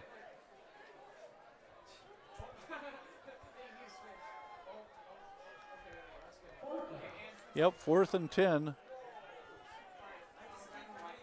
And Benke ready to kick it back deep. Bainsley, I would imagine. Yes. Gosh. It's only the worst kick return ever. Aiming for the corner inside the 10. Bansley's going to let it bounce into the end zone, and they'll have it 1st and 10 with 10:43 to play in this game. A 3-point Monona Grove lead. Bob, it's starting to get a little hairy now, isn't it? Once again, Pierce Evans had a shot down in that ball inside the 5-yard line. He just was a step slow. The ball goes into the end zone again. Benke, I thought, did a good job placing it down there where we're in the position to down it, but couldn't quite get there fast enough. Well, that false start penalty really hurt Monona Grove after they had ripped off 2 consecutive first downs. Well, the false start and then the bad snap. Yep. 2 plays there doomed that drive. Doomed. Rodenbaugh. He's a bigger load than you think. Boy, he is. He got close to the first down. He may have gotten it. He doesn't look like that big a guy. They have him listed at 6'1" and 177, and I'll buy both of those. Yeah. But he runs hard, and he is not an easy guy to bring down. 1st and 10 for the Cheesemakers as the ball gets out to the 31-yard line. Rodenbaugh is knocking on the door of 200 yards rushing tonight. Really? I suppose he's had a couple long ones, hasn't he? Mm-hmm. Busey calling the signals. Rodenbaugh, the running back, gets the handoff. Yeah, just a couple there. Sometimes the Monona Grove defense is they've just stoned Rodenbaugh, and other times he just runs right through him. I'll be real curious to see how many total yards rushing this team has tomorrow in the paper. Well, it's going to be a running the lot. ball very well.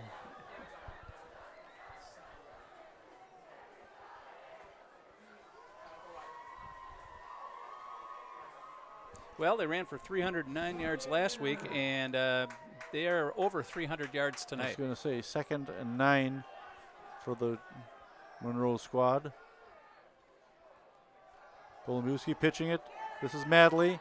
Madley had the corner. Yeah, got a few yards, but stopped well short of the first down. That's a good hit by Dahlhauser. Bring up 3rd and 5.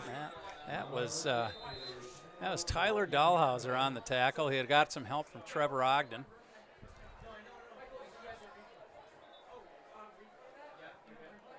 All right, 9:24 to play in a 3-point MG lead. A timeout on the field. Yeah, Matley, I believe, was injured, and so he just went off the field. Let's see if there's anything else we need to read here. You read the Dogs Night one. That's your favorite.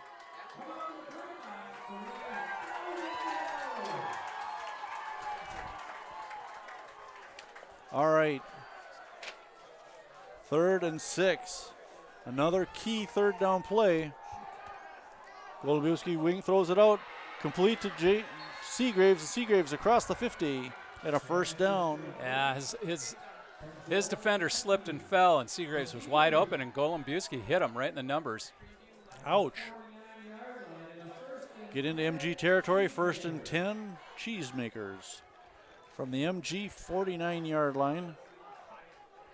We need a stop here, Bob. Boy, that's for sure. MG's defense has been on the field a lot in the second half.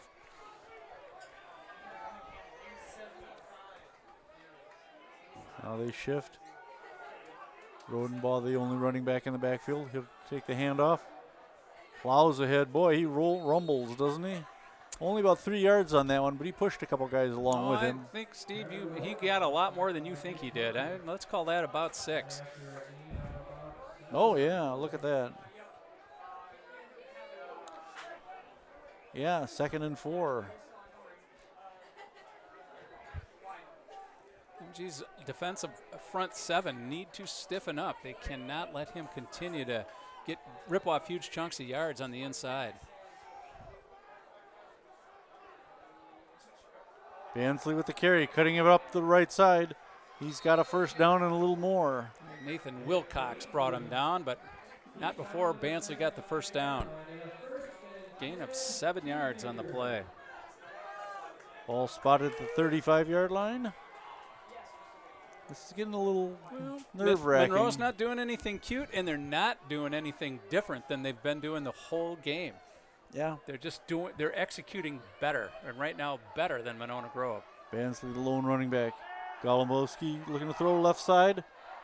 I can't see it. Seagrave's got it. Complete. It's going to take 4, 5, 6, 8, 9, 10 guys to push him out of bounds. Well, they brought him down finally, but yeah. He got another first down. He dragged a flock of eagles with him on that one. How many eagles does it take to bring down a cheesemaker? Watch this. There's 2 guys on him. There's 3, there's 4, there's 5, there's 6. And he held on to the ball, too. He had a lot of hands grabbing at that football. Seagraves has caught just a couple of passes tonight, hasn't he? He's caught 4 balls. Okay. All of Golombowski's completions have gone to him. Well, he's a big target, 6'6", 6'7". Golombowski handing to Bansley. No, to Bansley. Bansley trying to get the right They stretched corner. it out. Close to the first down. Yeah, did what they could with that, and they stretched it out. And so he just got a short gain on that one.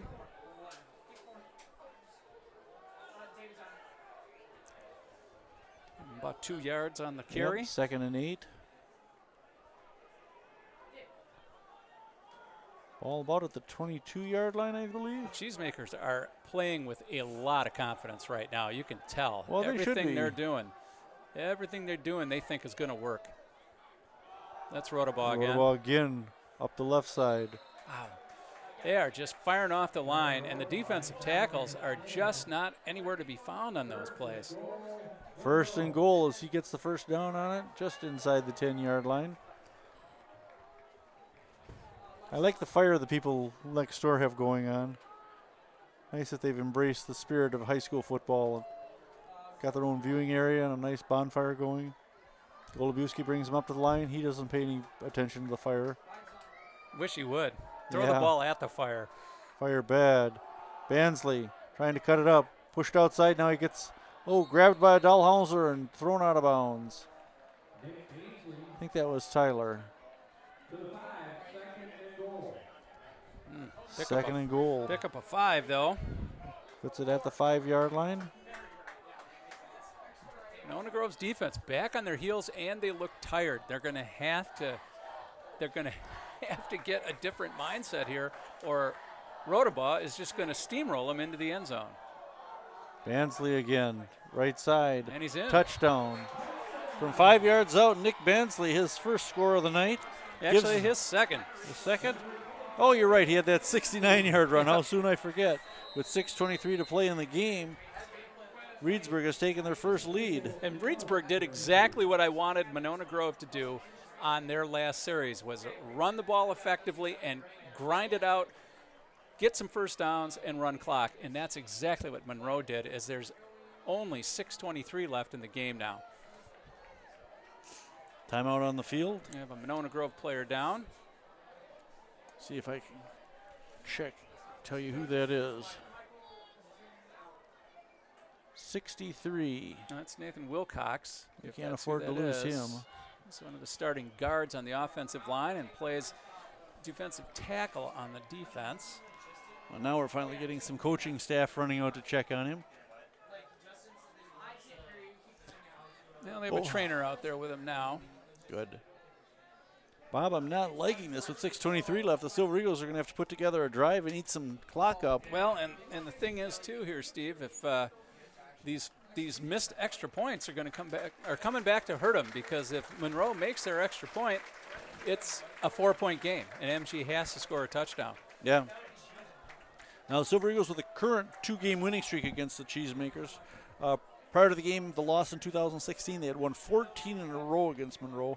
And actually, we were talking before the game, a victory over Monroe in the year 2000, Mike Stassi's first year, was a turning point in the whole football program. That's when we became one of those state powers. Yeah, I remember doing that game, and we were so excited when MG came away with the victory because we knew, and they missed it. That is a break on the extra point there. Yep, Miller was low on the kick. Yep.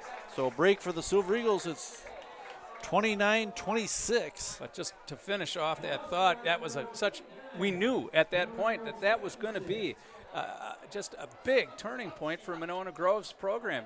Here was a program that had been struggling, and then Mike Stassi came in hopes that they were going to turn things around. He had a tough time of it his first year, and then this next year when he beat Monroe, you and I knew that all of a sudden Monona Grove had a much better team. Yeah, you could see the whole attitude changed, and the expectation was raised, and really in the years that followed that, immediately followed it, MG improved drastically to the point where they'd expect to go undefeated throughout conference and go 2 or 3 games deep into the playoffs. All right, well, Monona Grove's offense has come out ready to play, and it would be awfully sweet if somehow they could free up Cam Reuter on this kick and get him to return it all the way. Well, Cam is on the near sideline from us. Dylan Matusak, the other deep man. Let's see. If Rodenberg is smart, I think I'd kick it to Matusak. They got Fabian Jackson right in the middle of the field. It'd be interesting to see him try to knuckleball one and have him pick it up. They do kick it. Let it go out of Scribber, bounds. and it's going to go out of bounds. Yep. And they'll take the ball at the 35. That'll be good field position. We'll take that. They didn't want to take any chances with anybody on the field returning that one. All right, 6:23 to go in the football game. Monona down by 3, 29-26. They have the ball at their own 35-yard line. Well, Steve, Monona Grove has, in the last 10 years here at home, they've played 31 conference games, and they've won 30 of them. Tell me who they lost to. Their only conference loss at home in the last 10 years. And you don't get to just run the list of teams. You get one guess. Monroe. And you're going to kick yourself. I thought you said this one earlier, and I said no. Monroe was the last conference loss, but that was down in Monroe. Ah, I see. Here at home. Yes. I can't guess. No, it was the Milton Redhawks. Oh, I hate the Redhawks. Do you remember that game? I believe it was in 2014 when that kid kicked that 49-yard field goal. Yes, he was a lineman. He was like number 72, had never attempted one that long. And we were like, the's no way. There's no into the wind even. I can tell you, it was a 48-yard field goal, and he absolutely drilled it to tie the game it was the last play of the game, and he tied it at the end of regulation 3-3. And then they ended up winning like 9-3. They won 10-3. They scored a touchdown in overtime and won it 10-3. Yes, I do remember that now. Here's the kickoff again. This is Reuter. Across the 35. Cuts it up towards the middle. It has the 40-yard line, and that's about where we're going to start. So we gained a little bit by turning down the penalty. Yeah. Every little bit counts. So that's good. That's so right. MG has got to start executing on offense better. They've thrown too many balls away. They've committed too many silly penalties, too many false starts. And the offensive line has to commit to start moving the defensive line. They got to win the line of scrimmage. All right. Okay, the problems at center have come because we have a new center in place. Garrett Hansen, instead of playing center, is playing right guard. They give us to Jackson. No, Banky keeps. That's right. I like that they've got Jackson out there as a decoy, if nothing else, because they've been biting on that every play. I wouldn't have a problem if he gave it to Jackson. Jackson's carried the ball 9 times for 142 yards tonight. 6-yard pickup for Benke on that one. 2nd and 4 MG.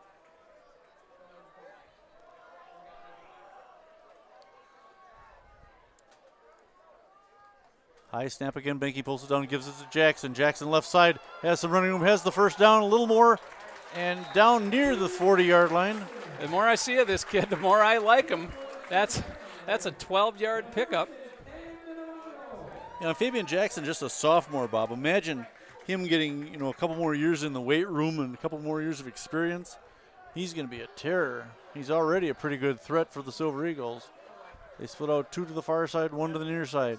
Jackson alongside Benke. Benke's keeping it up the middle. Nice run. Across the 35.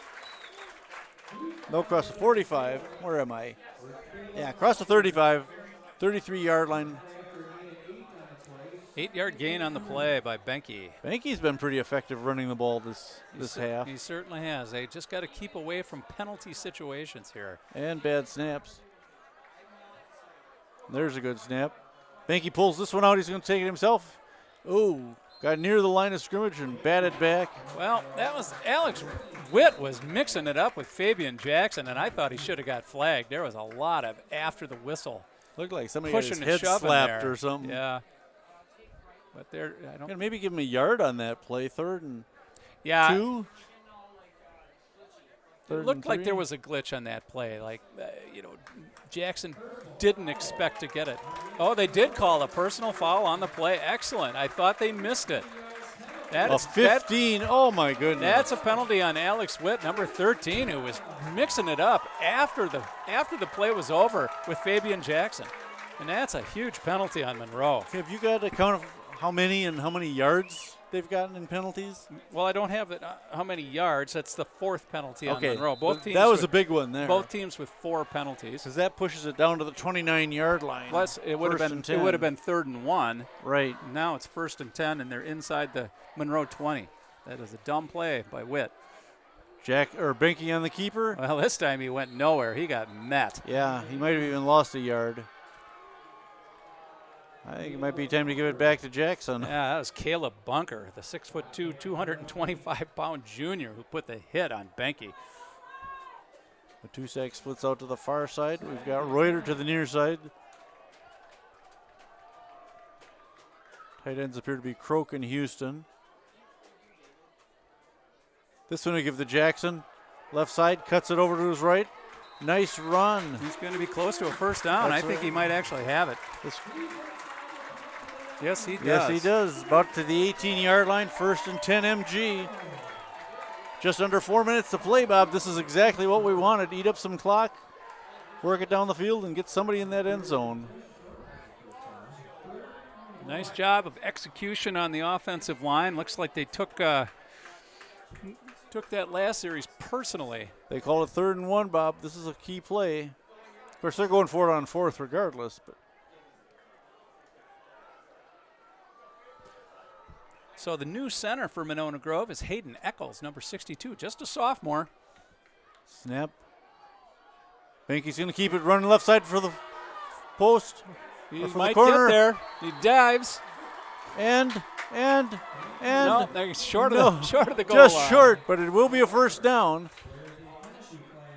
Oh, they got a penalty flag flag. down. I sure hope that's not against Monona Grove. See what I can. But Benke was in trouble right away. Good penetration by the Monroe defensive line, and he had to run that a lot wider than he was planning on. Silver Eagle captains are standing by the officials. I think this might be in favor of us, Bob. Yeah, Face mask against the Cheesemakers. Oh, my goodness. Now, do you take the results of the play, or do you take the penalty? I'm not sure what they're taking here, Bob. They're setting it up about 1st and goal from about 4 feet out. Well, they took the penalty, put him there. And that's a face mask usually isn't a spot foul. They should have gone half the distance to the goal for the first down. But hey, what do I know about this stuff? 1st and goal from the 2, let's say. Benke and Jackson in the backfield. Give us to Jackson. He's in. Touchdown from 2 yards out. Fabian Jackson, his 3rd score of the night, returning the lead to the Silver Eagles.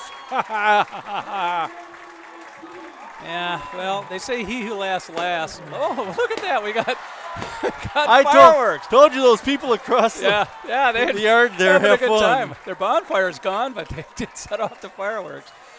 Oh. So, Fabian Jackson, as his I 3rd was- score of the night. As I was saying, Steve, he who laughs last laughs best. Don't think you're laughing last at the moment. We still got 3:11 to go in this game, and the Monroe offense has proven that they can go the distance of the field in less time than that. So, Houston's kick. No good again. No good again. Holy cow. 32-29. That's keeping him in the game. That's That three missed three-point. extra points tonight. Yeah. That's a big one too, because it continues to make it a 3-point game. Right, and they've already proven their kicker can make at least a short field goal. I don't know. The defense has to step up now with 3:11 to play. And this week at practice, Monona Grove's going to have to do something about their extra point kicking team. I mean, they've missed way too many extra points this year. Over half of their points have been missed. Yeah. You know, to the point where I wouldn't even feel confident attempting a short field goal. You know, on a 4th and short, just you're going to start thinking about going for 2-point conversions too. Yeah, If that keeps happening. All right, well, nice to see Monona Grove's offense answer the challenge that Monroe gave them when Monroe took the lead. Now the defense has to answer the same challenge, because the defense hasn't done anything to stop Monroe in the second half. not in the second half, not at all. Monroe putting up 20 points, 22 points in the second half. Yeah, and against 12 for Monona. So all right. Bansley and Rodenberg deep. Now they got a third guy, probably Madley, I'd guess. Hey, look at that. All right. Houston to kick it for the Silver Eagles.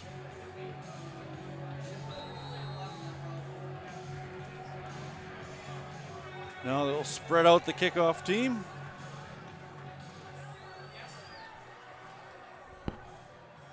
Houston ready to go.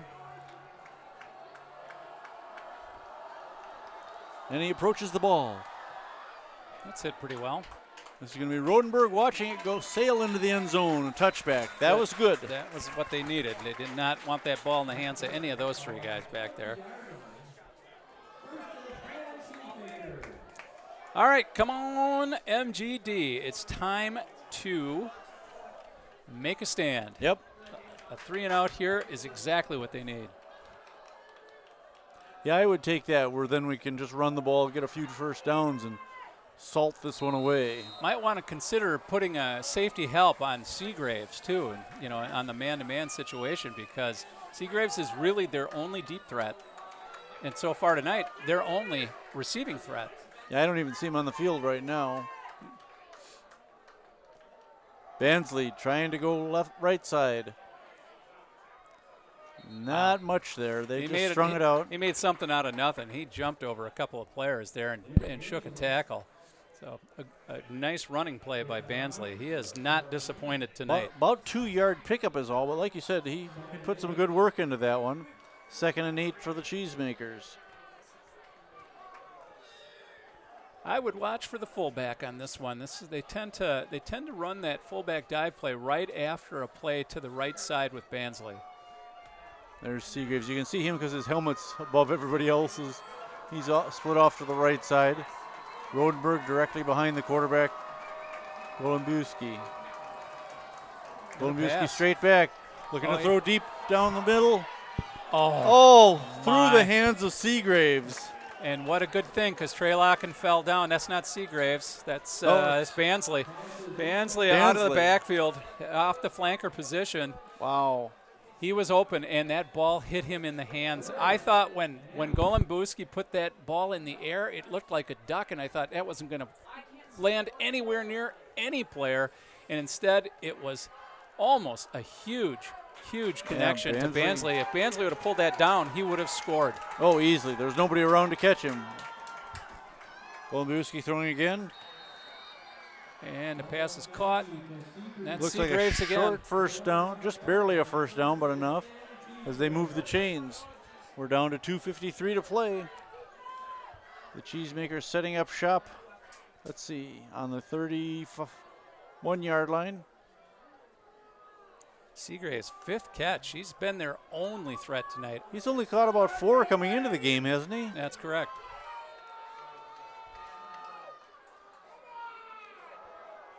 Golombuski on the keeper? No. The ball came out. Ball came it's out. MG ball. Yep. Silver Eagles signaling. Wow, what a break. I think that was Bansley who might have fumbled it. Yeah, I See if we think can there get was a replay here. I think it was one of those inside handoffs again, and I think that's where the problem lied. There was contact at handoff. It'd be nice to get a replay and get a look at that. So Second turnover the Silver Eagles have gotten tonight. Wow. That's a big one. Yeah, they had the interception earlier, and now the fumble recovery. And it couldn't get much bigger than that. Here we go comes with the the replay. A little dark here. Yeah, we can't really see it too well. But somebody's saying bad words on the sideline. 1st and 10 MG. The ball on the 21-yard line? 24. 24. Hard to see when we get down into the corners at that end. Banky and Jackson in the backfield for the Silver Eagles. Nice to see Fabian get another one here. He gets a chance. A handoff. Oh, he's going nowhere. Yeah, I snowed under. They sniffed that one out and had 5 guys waiting for him. 5 big mean fellers. Munsters. Munsters? 5 big Munsters. Yes. You can, if you can do it, so can I. 2nd and 11 for the Cheesemaker, or for the Silver Eagles.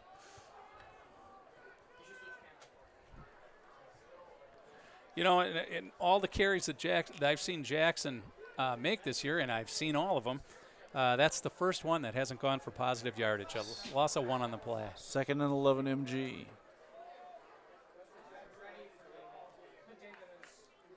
Banky the keeper. Oh, tackled for a short loss. Seagraves on the tackle. That one from his defensive end position. Big timeout called by the Silver Big Eagles. loss on that play. About a 5-yard loss. Yeah, that's going to hurt them. That's going to bring up 3rd and 15. I can't tell where the marker is. About 3rd and 16 now, I think. Yeah, there we go. I'd agree with 3rd and 16. Well, I feel better then. Minute 41 to play in a 3-point MG lead. This has been a battle from the start. Well, and Monona Grove is bound to keep this one on the ground. In fact, as long as they don't lose too many yards here, they'll run 2 running plays. Yeah. And that'll use up a timeout, the last timeout by Monroe. And then on 4th down, they'll run it again. Of course, Monroe will get a timeout on the change of possession. But that will leave Monroe with only, probably less than a minute and a half to go the length of the field. All right, Jackson comes out there.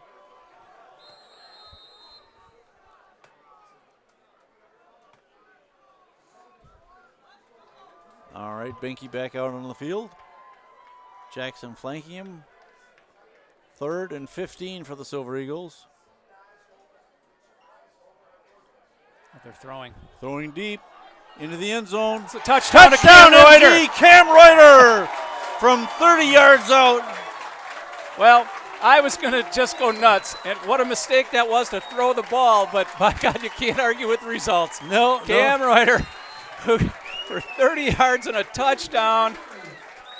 And the best part was he actually had 2 wide open receivers. He had Henry Walsh wide open in the corner of the end zone as well.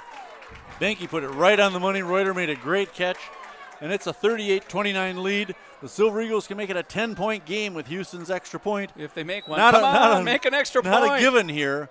We got spoiled. We've had so many good kickers over the years. It isn't always the kicker either. A lot of times it's the snap and the hold. That looks really good. Houston with the kick, and it's a 38-29 lead. That was big, and I'm not going to say anything about nails and coffins or anything like that yet. Not till this game is over. This has been back and forth. Cam Reuter right there. That pass could not have been better. Absolutely perfect. Split the defenders. A real gutsy call by the coaching staff, and I'm telling you, if it wouldn't have worked, I would have had something to say about it, because if the clock would have stopped and Monroe wouldn't have had to use their timeout, I would have been unhappy. But boy, when those plays work out, they make you look like a genius. That was Cam Reuter's first running or passing touchdown of the year. Oh yes, he only caught 2 balls coming into this game. Yeah, that's surprising. And he's caught 2 tonight. Well, now I'm feeling much better. The game's still got a minute 35 to play, but we're going to have to see what Monroe can do under a pressure situation when they've got a long field. Well, and now they have to throw. MG can play a zone defense, play two deep safeties. And so, how has Golombuski thrown so far tonight? Well, he hasn't been bad. He's 5 for 12. Meh. He's got a pick. 5 for 12.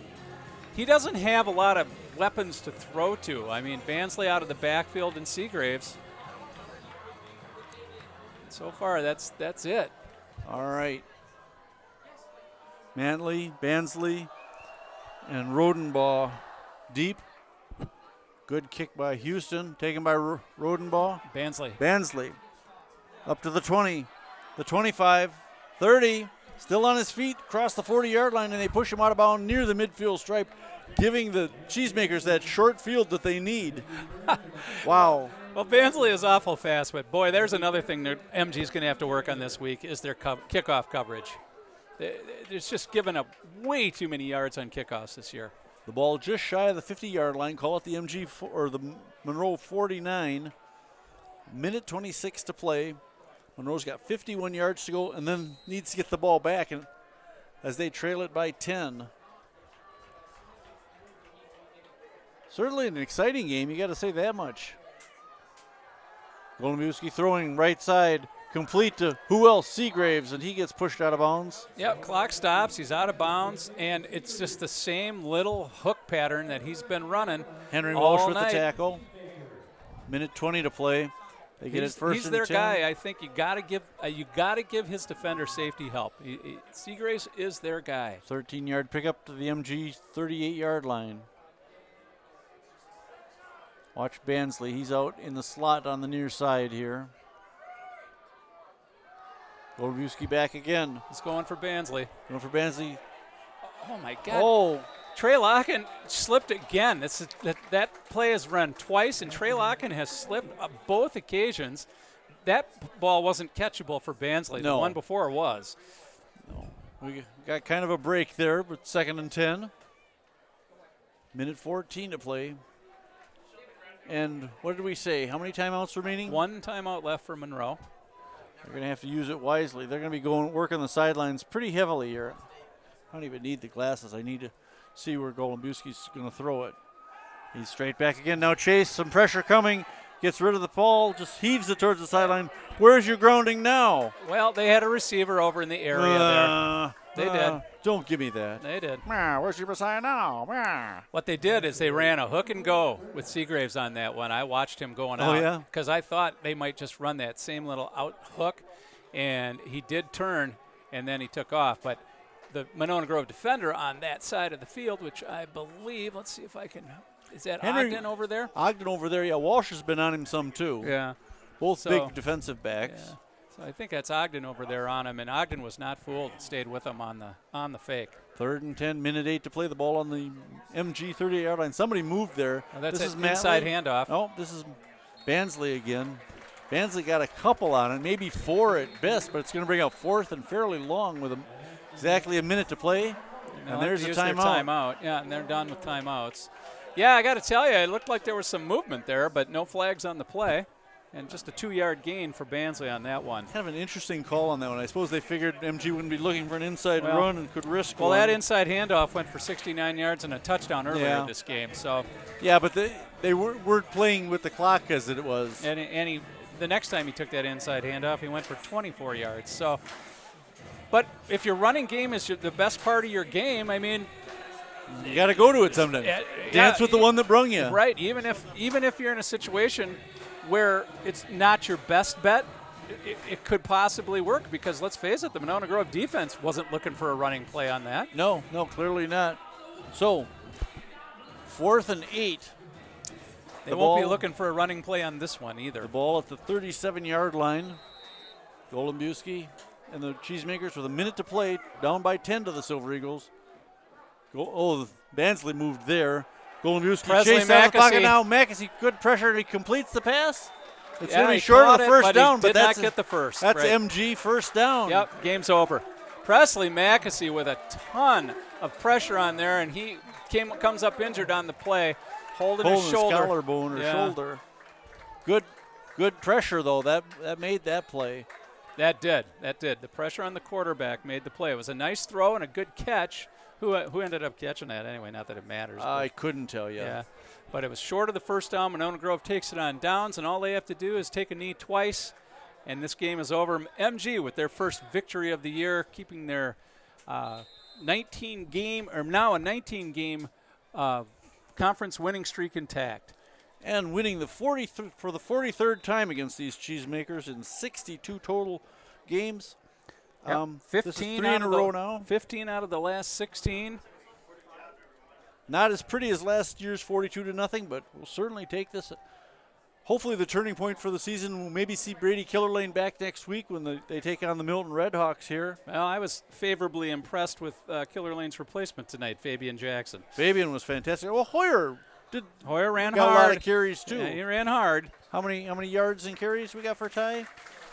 Well, and the clock is running out. Ty Hoyer had 8 carries for 21 yards, but it's hard to compare that to 13 carries for 165 yards for Fabian Jackson. Congratulations 3 touchdowns. to the Silver Eagles winning their first game of the season, 39-29 over the Milton or the Monroe Cheesemakers.